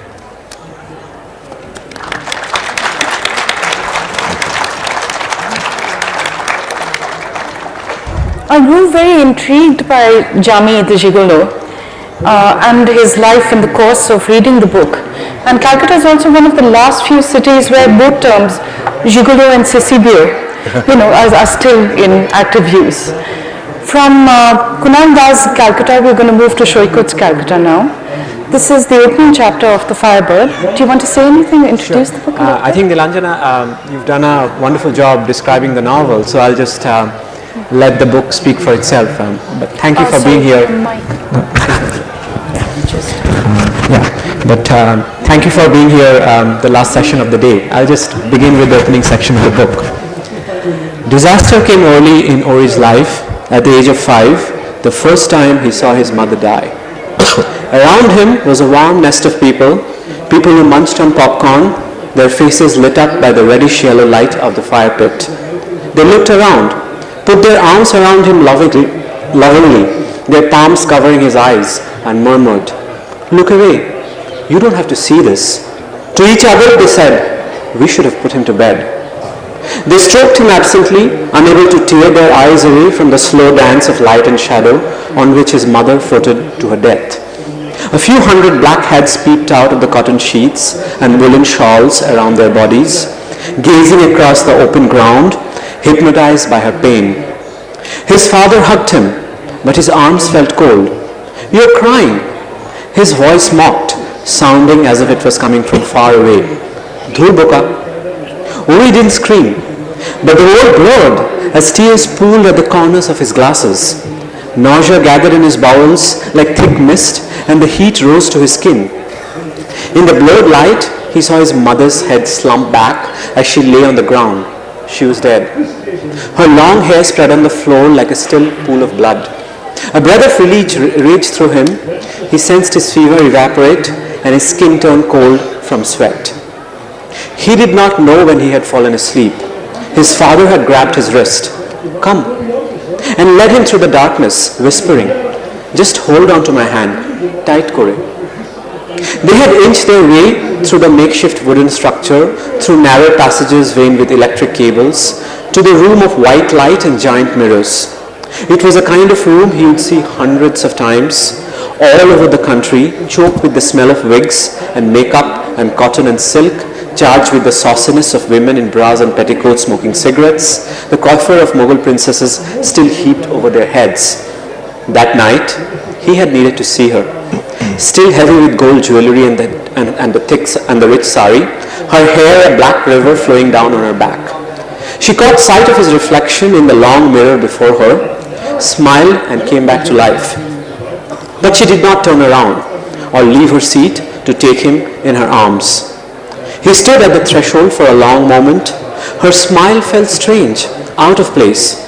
He had just seen her suffer a life of misery and meet her death with calm. And here she was, in the green room thick with cigarette smoke and sharp with the glare of electric bulbs lining the mirror, smiling, alive.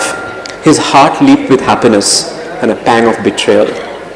Blinded by the lights and the mirrors, he averted his eyes. He was now 10 years old, but little boyhood still crept upon him sometime, dull grey patches of sweetness and terror. Some memories were animals that would not be buried. The stage drew him like magnet.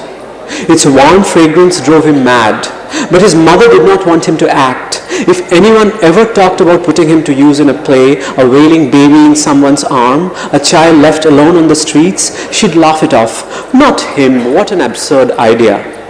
She shrugged off each attempt to put him on stage, always with that look of indifference, except last Thursday. The theatre stood in the neighborhood where Beaton Street cut through Central Avenue, a place where the dust of the city mixed with something, a breezy fragrance, something strange and sweet. It was a place he passed daily on his way to school, a place barely off the main street and close to his home, less than 5 minutes on the school bus if the traffic flowed easily. Marking the streets were aged tracks, along which doddering trams clanged their way west, all the way to the Howrah station and the river at the edge of the city. But that was not why the neighborhood felt strange. Evening hung over the place, though it was not yet 6. The darkness did not scare him. He was eager to get to the theatre around the corner. This was, he knew, the evening for the full rehearsal, with costumes and music and everything. His mother never took him to full rehearsals. But he had wandered from the park where he played in the evening. With quiet determination, he had drifted through the snarl of the traffic. He knew these lanes a little. Once he had come here with his mother and her friends in a car which had left them right in front of the theatre. Today, as he walked on, he caught a whiff of flowers.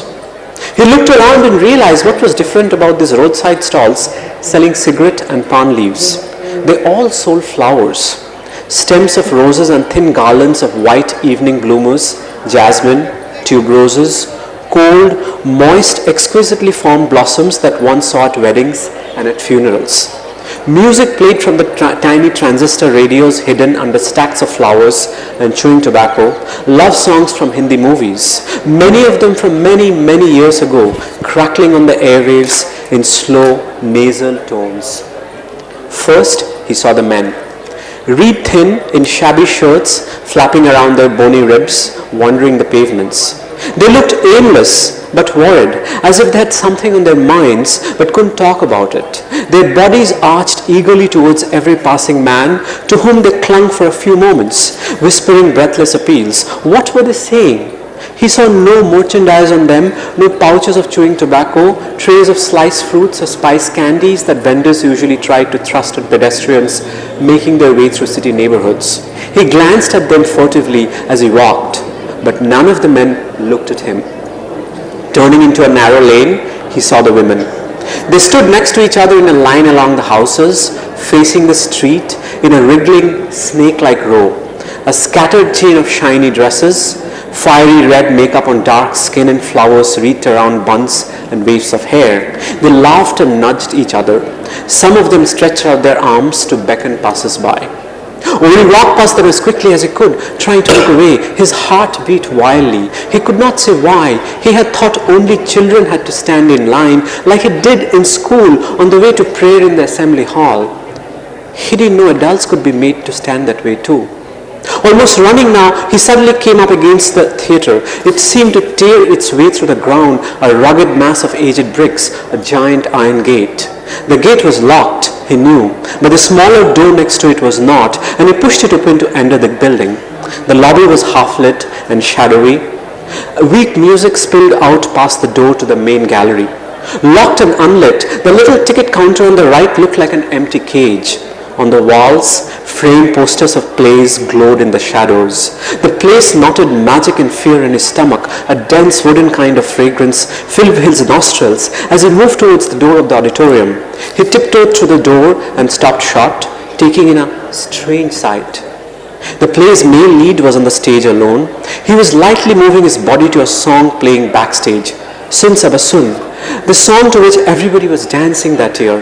The actor wasn't quite dancing, but his movements were close to it. From time to time, he'd pause, flex his wiry muscles at an oblong mirror placed awkwardly in a corner, stare at himself, then start stepping to the music as it picked up the tempo. From across the hall, he looked tiny, a lit-up puppet in shiny clothes. Everybody in that empty hall looked tiny. The few people occupying the front row talked and laughed among themselves. Nobody paid attention to the man on stage. Suddenly, Ori heard his mother's voice. He felt so happy that he wanted to cry. She was right there in the front row. He could see her top knot and a little shimmer of an orange sari. He had not seen that sari before. He didn't know if he should run up to her or call out to her. She tossed back her head and laughed and talked to her co-actors in the voice he knew. It was not her stage voice, and yet the light and the music and the lilt of her laughter made him hesitate. The lit-up stage at the far end of the empty auditorium held him entranced. Slowly, a kind of gloom came over him at the thought of his mother playing the lead opposite the prancing, mirror-gazing man with the wiry good looks, twisting his body whimsically to the beat of racy music. The music stopped, and everybody became quiet in preparation for the next scene. The man was gone, and Ori saw his mother climb up the stage steps, ready to play her part.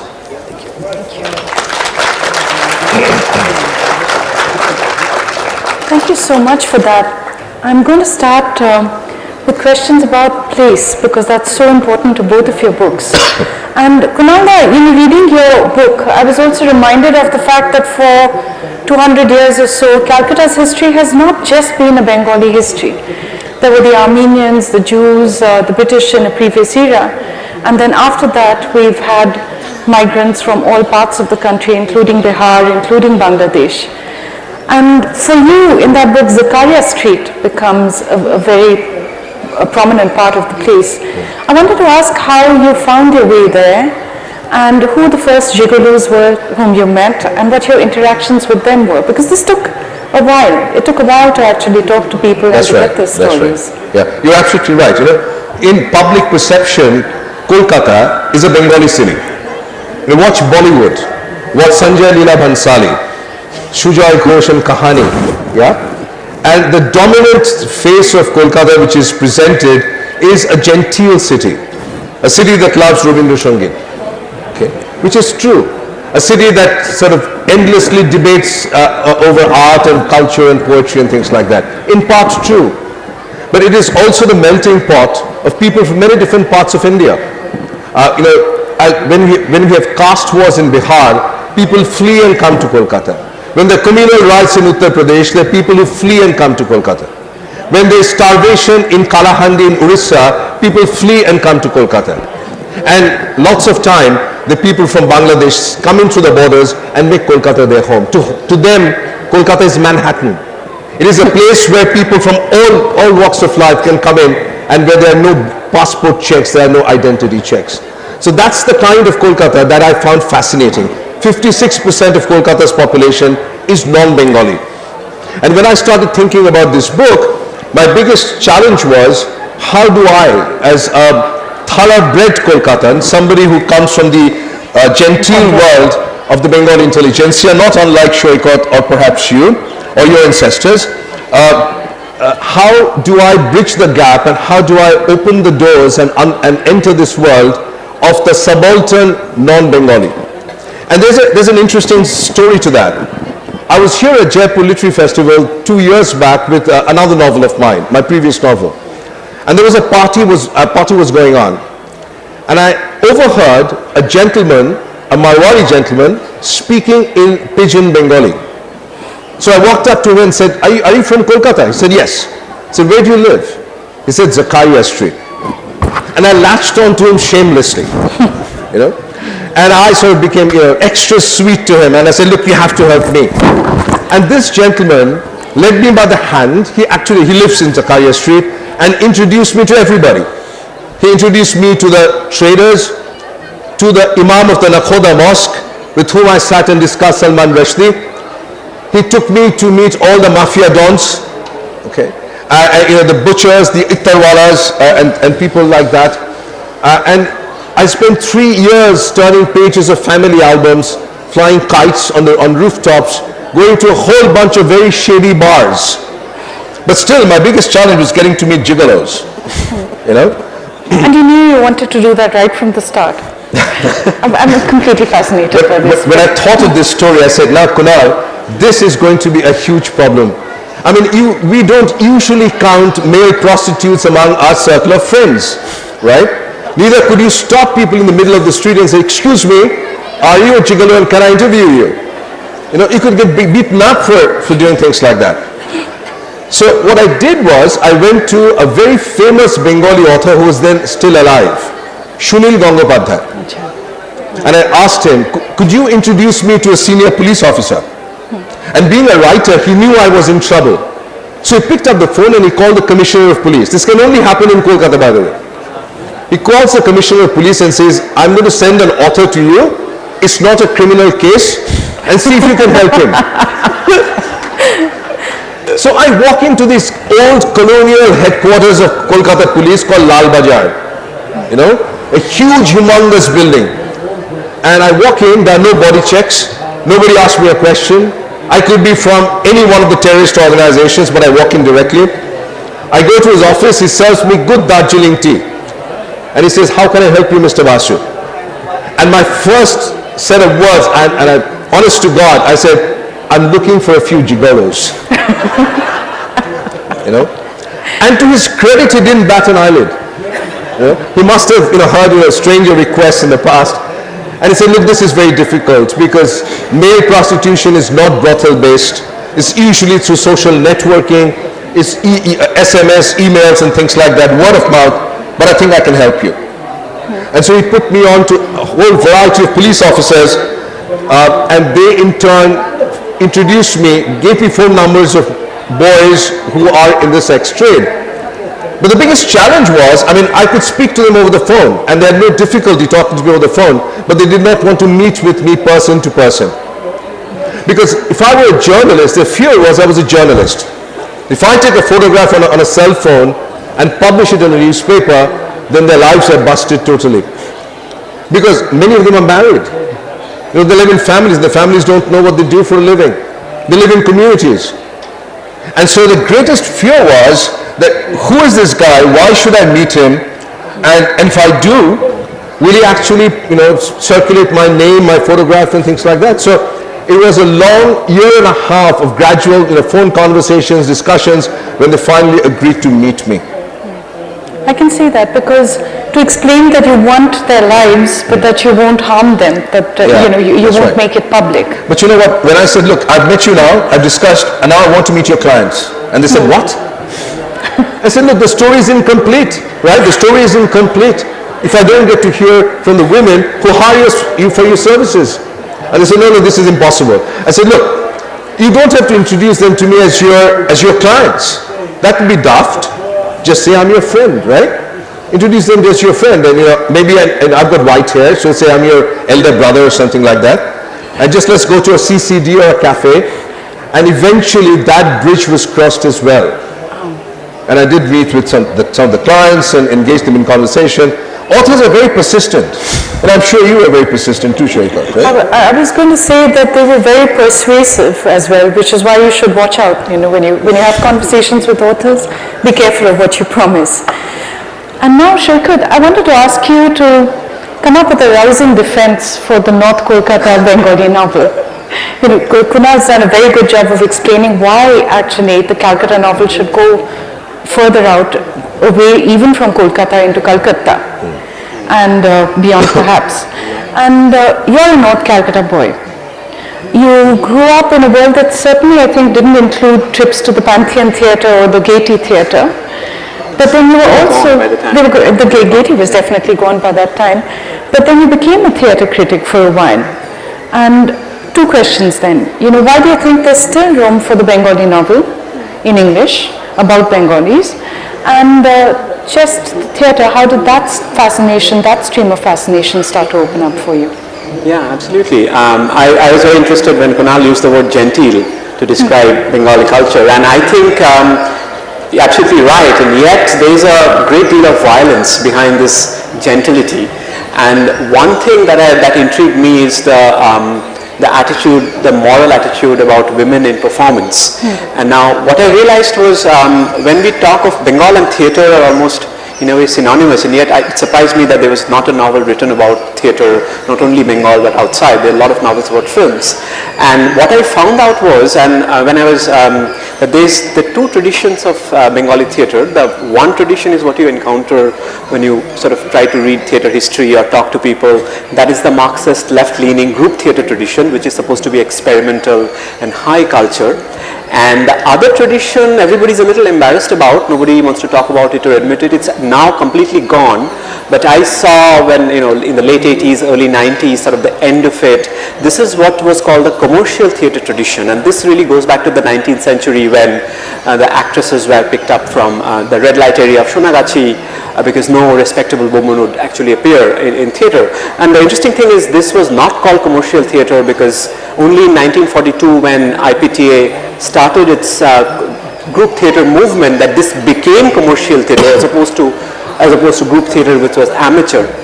And my novel is set in a period when commercial theatre is dying out, partly because of television, because people have found more entertainment. I mean, what you have in television today is very similar to what I guess commercial theatre was in the 50s, 60s, highly melodramatic, kind of gaudy, naturalistic scenes, as opposed to the more spare and intellectual group theatre.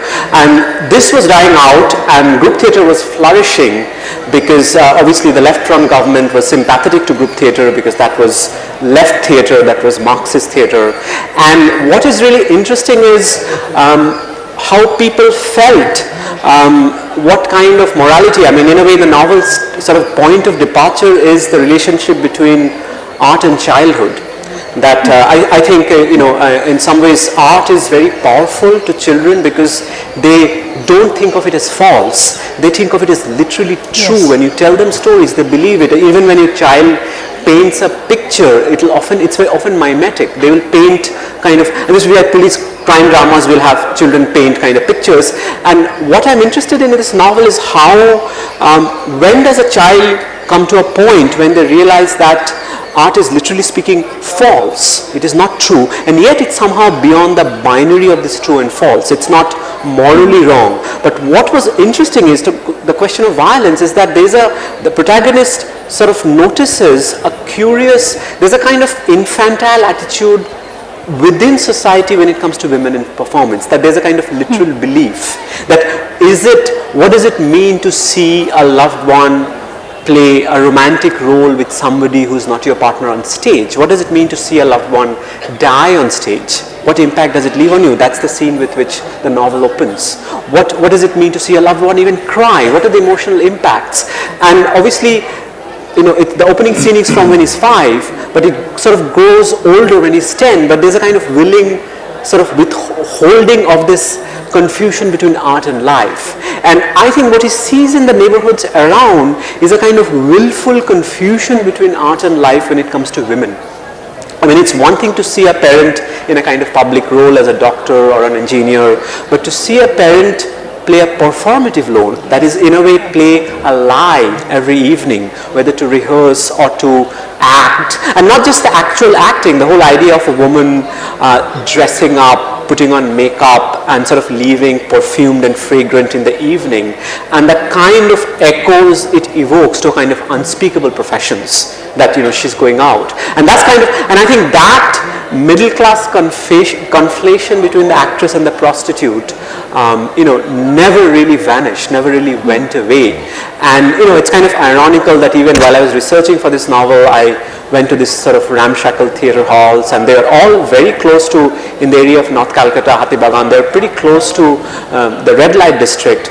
And of course they were losing their audience, and they're trying to lure audience by this kind of titillating dances. And many of these dancers were actually, from the red light districts, and it's kind of where I think our worlds come together. And it's kind of ironically this theatre died where it began, that is in Shonagachi.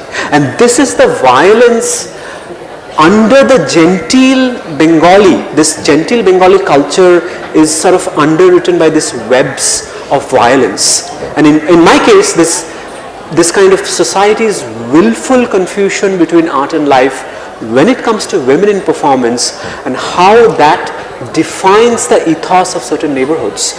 In fact, the word neighborhood felt inadequate to me, so actually I've used the Bengali word para in my novel. So that really makes up the sense of place. But yet interestingly, Shoika, the theatre that you call Marxist and the left theatre, of which I was a part, there was no such willful confusion. There were great women actors who acted in great roles, who had wonderful stage careers subsequently, and that confusion that these are women who've come on a higher to act in roles never existed. The standards were different. That came in a little later, I think, in the history of the city. But one of the points that both of you actually touch on, the Bengali word for being genteel is bhadralok, and it has a little edge to it. It's not necessarily used in the pleasantest way. And I was thinking that between Neel Mukherjee, you and both of you, all three of you have written novels about contemporary and historical Bengal that touches on this violence. In both of your novels also there's an edge to it that's extremely political, extremely political. In your case, you're talking about the violence that accompanies not having a place, knowing that you're permanently temporary. And in that sense, that's violence coming at you from the city itself. And what you're talking about is a kind of moral policing that takes place with the blessings of what you call the party. The party, yes. And would you want to talk a little bit about, I have a theory that when people are researching books that they really love, in some ways that research also changes them.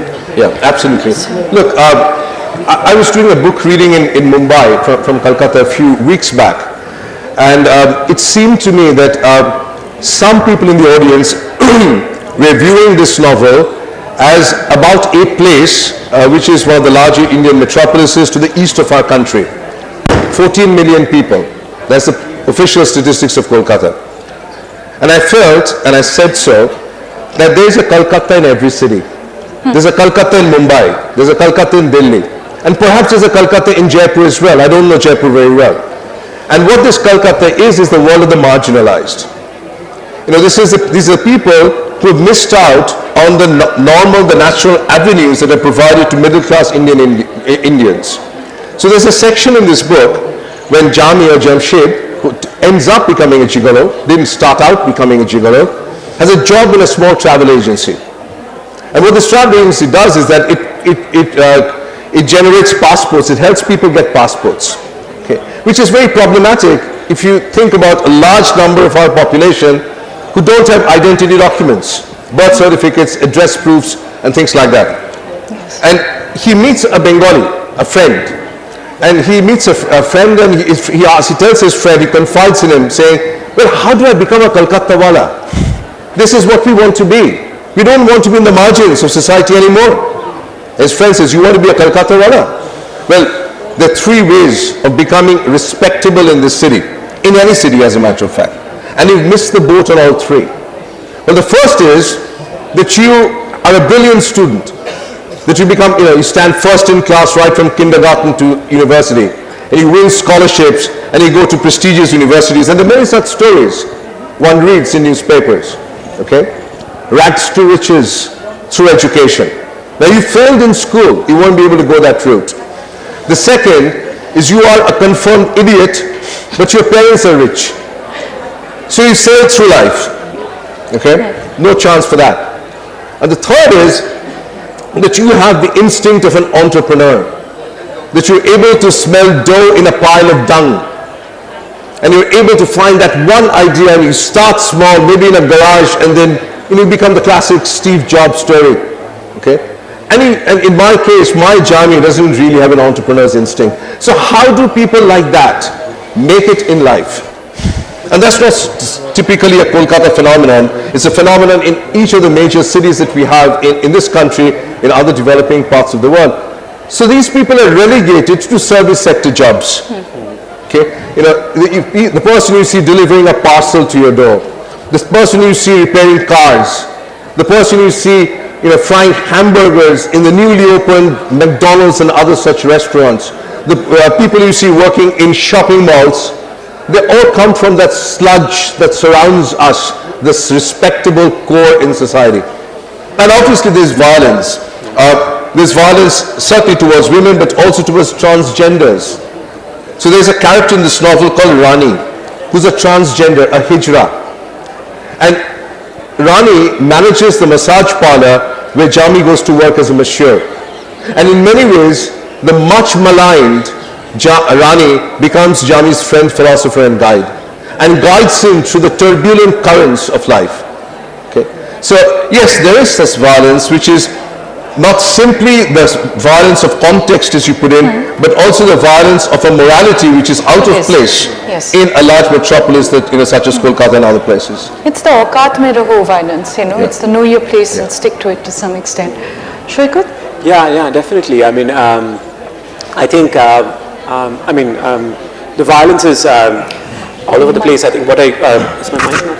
Yeah. Sorry, could we borrow the hand mic for a second? Thank you.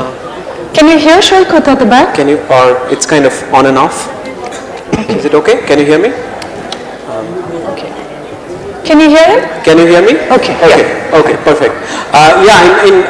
In my case, in the case of my novel, of course, this kind of moral violence that surrounds the climate, especially the women and the Weber family, and the kind of impact the kind of toll it takes on her family life is actually reinforced by what I think is historically chronicled as the role of the Communist Party in the 80s and even the early and mid 90s. Because, I have memories of this time also as a young child, that there's this term called Aposhanskriti, which used to do the rounds, that there's high culture, the kind of Rabindric culture, the kind of high good culture, and there's kind of bad culture, kind of corrupted culture. And this included everything. Bollywood was at the right of the front line of bad culture, and good boys and girls were asked not to watch this and do their math and go through joint and all of that. So this kind of Aposhanskriti. And I think this has kind of interesting ideological links with Marxism. One can think about that, because in some ways communists have been always morally very prudish in some ways, but at the same time I think moral police doesn't have party colors, because what we saw this year throughout the moral policing that is kind of connected to the right wing, it's also happened with the left. So kind of it's interesting, I've written about this elsewhere, that almost the moral police doesn't have party colors. It really depends on how Indian political leadership kind of infantilizes its citizenry and sort of feels like the public-private divide that, and certainly the 80s and 90s were a time when the Communist Party were moving from the rightist building to kind of to private places like the tea shops, kind of para chai dokan and kind of private places, and the discussions that were going on, and that is the violence. I have here a degree of psychological and social and even physical violence against theatre, arson, and the kind of mysterious fire that got theatre houses. That plays a role in this book, and how this was caused by a splinter group of the Communist Party. But I think it's historically difficult to establish that the Communist Party wanted this commercial theatre dead, because honestly this theatre killed itself, because it was unsustainable, it was very expensive, and the force which killed it more than anything else is actually television. But there was certainly a certain kind of hostile indifference which found its perfect match in the morality of the neighborhood, the morality of the family, and the kind of really scary way the doors of the family and the home were breaking down, where the gossip, the kind of undercurrent of the para culture, they were all melting down. And how this was creating a climate of implicit and sometimes not so implicit violence against women is kind of the subject. And how the irony is that even just as where the Communist Party was celebrating one kind of theatre, the theatre which is celebrated justly, because it was actually the better theatre intellectually and artistically, it's really the most, the theatre of Borupi and the theatre of the group theatre, it was sort of looking down as the other theatre was going out of fashion. I mean, they were building these new halls exactly at the time the old halls of North Calcutta were dying down. So this is the kind of violence which is moral, social, and in the case of my protagonist, psychological, because it's primarily a story of a boy whose intense fascination with the stage becomes a kind of fear and then it becomes hatred. Because he's initially proud of his mother on stage. He's really proud, but he quickly realizes that society is corrupting this pride. So there's a moment where at his home, an elderly gentleman comes and talks to his grandmother. Oh, I saw your mother-in-law, your daughter-in-law on stage, and she was playing this play called Barvodhu, which is got a controversial story about a kind of a concubine woman, and she was fantastic. And this boy is listening to him, and he's filled with this pride, like my mother was fantastic on stage. But then right after the gentleman leaves, his grandmother and his aunt sort of start this kind of vicious whispering game, like, oh, this old man, his shameless old man, he's leching after her, he's, what's wrong with him? And he's very confused, like, what's wrong with that? Why is he dirty? But slowly, he realizes that there's something wrong with his own fascination with watching his mother on stage. That pride turns into shame. There's another moment when he steps out in the lanes, and there are these posters where his mother's name is emblazoned, like she's playing a play, and she touches the poster, and then he suddenly looks back to see if anybody's watching. His ears turn red.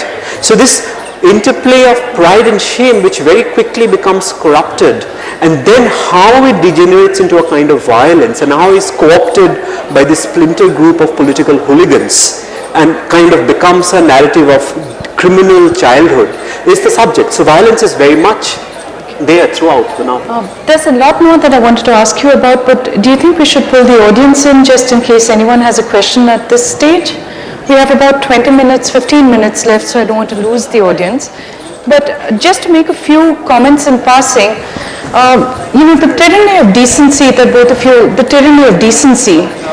of you are talking about, it cuts both ways. It cuts with that urge to be respectable, to find a place for yourself, and also the fear that at some point of time you will lose that respectability and then be driven into terrible places in order to try to preserve it. The other thing I had wanted to ask them, but someone from the audience might want to do that instead, was the whole question of language. I'm just going to leave you with a few comments. Kunal, I think you started writing in Bengali, at least the novel in Bengali. You've always been comfortable with the language? Not this novel. Not this novel, the next novel. Yes. The one that you're working on. You started working on that while you were working on Calcutta. And what was that afterwards? No, I've written a Bengali novel, and which I wrote that following the completion of Calcutta. Yeah, so Calcutta was written ended in 2015. The latter half of 2015, I wrote a Bengali novel, which is also set in Kolkata, which is a contemporary novel. Yeah, but it's not in the world of Zakaria Street and not in the world, that's depicted in Calcutta. What was it like going back to Bangla? It felt like I never left it. I go around the world saying with a lot of pride that educated Bengalis are the most bilingual tribe on earth. Okay, because one thinks of all the great stalwarts who have written brilliantly in both languages. Having said that, the only Indian who has written a full-length novel in his or her vernacular and a full-length novel in English is Bankim Chandra Chattopadhyay in the 19th century. In the 19th century. Nobody in the 20th century has.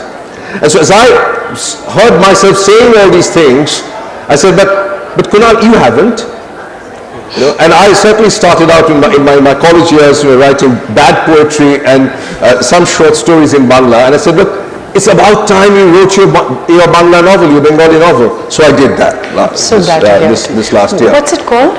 The name is not to be divulged at the moment. Okay. Yeah. It may turn out to be a bad novel, but if it does get published, I will be the second after Bankim Chandra Chattopadhyay, which is nothing more than a statistical artifact. But it is a wonderful record to have. And Shoykut, is there anyone in the audience who is very easily shocked? No, all right, all hands stay down. There's a point in your novel where the way that you translate some terms from Bengali and what you choose to keep, you translate a particular term as whoreson, for example, and at the same time you keep a term like harami. And I looked at that, and when we were reading the book first, a friend called me to tell me there's a wonderful book in Bengali translation. which he meant as a compliment. He didn't realize that it had been written in English originally. He took it to himself as a Bengali book, because I think something of that sensibility came through. But did you ever feel that you were fighting against language? Was there anything at all that you felt you could not communicate in English or that you struggled with? Yeah, I mean, I think the challenge is always to write in English, a life that is not lived in English. And I think this is a long debate between writers from colonial histories. Chinua Achebe famously talked about, we're going to write English which smells of palm oil, and that kind of Igbo proverbs. And I have increasingly found that to be the reality of my writing, not just in dialogues, where of course you try to write sentences which work in English and yet have a kind of alien lilt in them, so that they, so that that there's a shadow of a different language behind this. And I don't think I could actually, write in Bangla, but I've done this in my first novel too. I have a whole section written by this young woman who is widowed in an aristocratic Bengali household. She's writing her memoir. In fact, she's writing as she's learning to be literate. She's sort of cultivating literacy as she's sort of stealing bits of literacy. Her brother is learning and she's learning. So sort of the challenge to write in the voice of somebody who is becoming literate in the process of writing, and also writing. So I wrote in this lyrical Bengali language, and yet it has to function in English. So I found that doing this in this novel also in a different sense. I think in this novel the challenge was not just, there are a lot of scenes of theatre, of plays, I mean Bengali plays as well as Western plays, like A Streetcar Named Desire, there's Shakespeare, and it was also about capturing the energy of theatre in the medium of prose, because theatre is a kind of an ancient genre. It's really goes back to the ritualistic, the religious, long before Enlightenment and modernity created prose, which was a much more kind of sit down and engage in a kind of one-to-one solipsistic.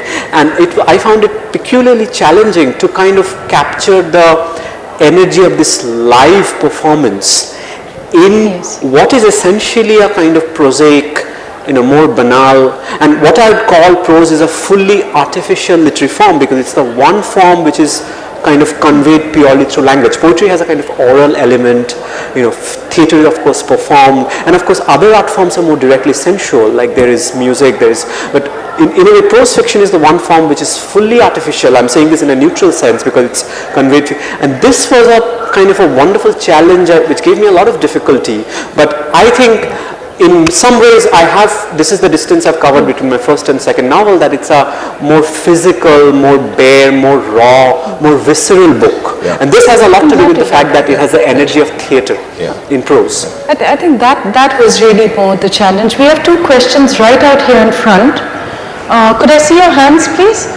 The gentleman out there first, and then there was a lady in this row. Hello. Good evening, sirs, ma'am. Namaskar. This is Arnab Ghosh. So before this was going to start, this session, I was thinking about this. I was waiting for this the whole day, Kolkata, Calcutta and Calcutta.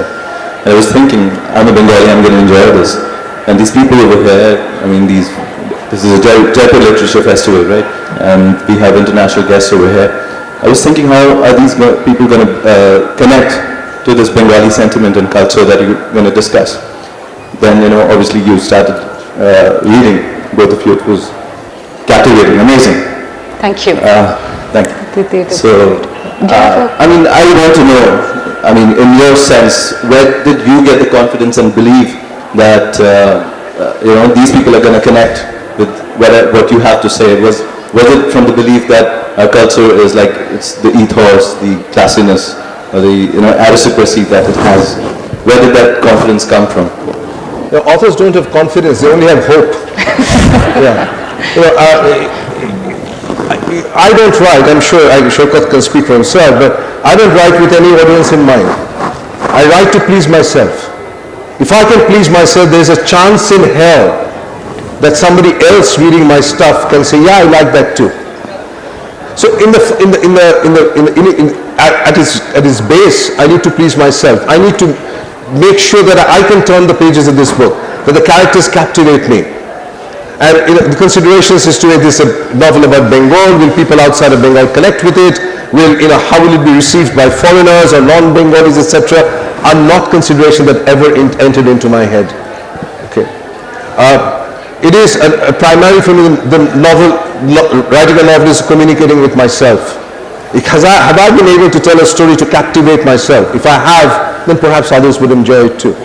I'm with Kunal on that too. That it's I think this session has made it. I mean, the way it's titled and positioned, it makes it sound more culturally bracketed than either of our novels are. I mean, certainly I think of my novel primarily as a story of a boy growing up. It's a kind of, I think of it as a kind of anti-Bildungsroman. I mean, Bildungsroman is a novel of growing up, and not only growing up in years, but growing into a kind of a maturity, whereas this is kind of growing up into a certain destructive relationship with an art form.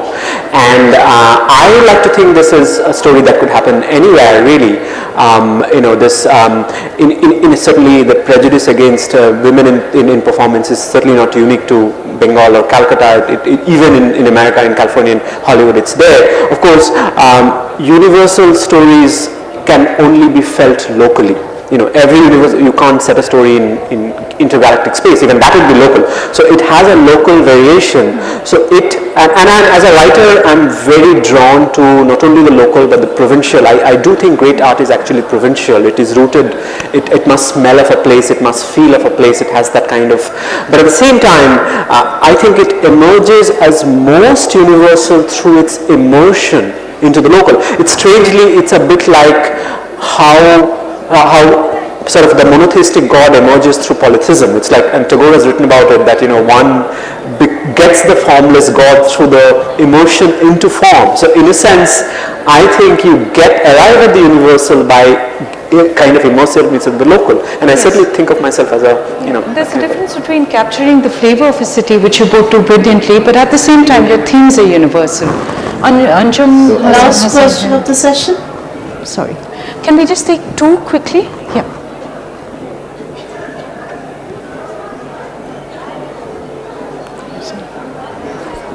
Can you hear me? Yes.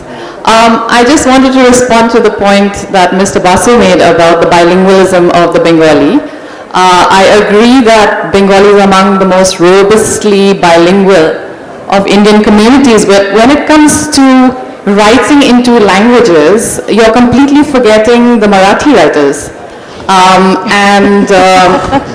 Bankim Chandra Chatterjee is not the only Indian writer who's written novels in 2 different languages. The best known contemporary Indian writer who's written full-fledged novels in 2 languages is, of course, Kiran Nagarkar, who wrote 6 Sevens of 33 in Marathi to critical acclaim, and then went on to have a full-fledged career as a novelist in English. If I may comment, I don't think he was trying to leave out Marathi, Gujarati, Tamil, Malayalam and the rest of the Indian languages. He was just restricting this to Bengali. Yeah, I'm just responding to what he said about Bankim being the only Indian writer who's written... The first, yes. And you would probably be the second. Bengali. Okay. In Bengali. Okay. In Bengali. Yeah. But also, this is exactly why literary festivals are great. Yes. Because I think there are other questions here before we run out of time. I think we just have one question left. Yeah. I'm so sorry about all of you who have your hands up. What we're going to do is try and just take this outside to the book signing. Mine is a much more prosaic question. Mr. Basu, I'm just wondering, what is the socio-economic background, the age range of the customers, the Jains, of the gigolos? Very, very prosaic. If you find out what I actually do with my real life besides attending literary festival, then you'll know. Mr. Basu.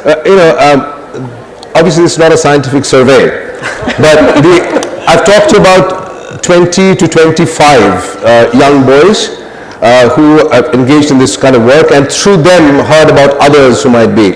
The youngest that I've interviewed was 17, and the oldest that I've interviewed is perhaps the most successful, is about 34, 35. The customers. Sorry. The customers. No, you mean the clients, or do you mean the gigolos? Clients. The clients. Oh, the clients are, in many different age categories, many different socioeconomic categories. Some clients, some gigolos service only foreign travelers coming to India. Some of them are, service high upper class women, and obviously their prices are a lot more. Then there are people who service the middle class and also traveling executives, Indian traveling executives. Okay, so this actually, as you would imagine in any service industry, that there's a whole range of service recipients, many different socioeconomic classes, many different locations for service and stuff like that. I feel that during this research, there was enough material to write a non-fiction book also on male sex trade in India. Okay, obviously I'm not a non-fiction person. It would call for a more elaborate kind of research to do that. So I picked and selected bits and pieces to satisfy the requirements of my story. But I did meet a gentleman here, a British author, who I met yesterday at a party, and he said he's trying to write a book about male sex trade, not simply in India, but India, Thailand, and other places. Okay, so look out for that book. And on that rather wonderful note, we have to end it here. But these gentlemen will be signing books at the book signing tent. So the Firebird and Calcutta, and thank you so much for your questions. Thank you. Thank you, Kunal. Thank you, Swakot and Nilanjana, for the real insight into Calcutta, Kolkata, and Calcutta. Thank you very much.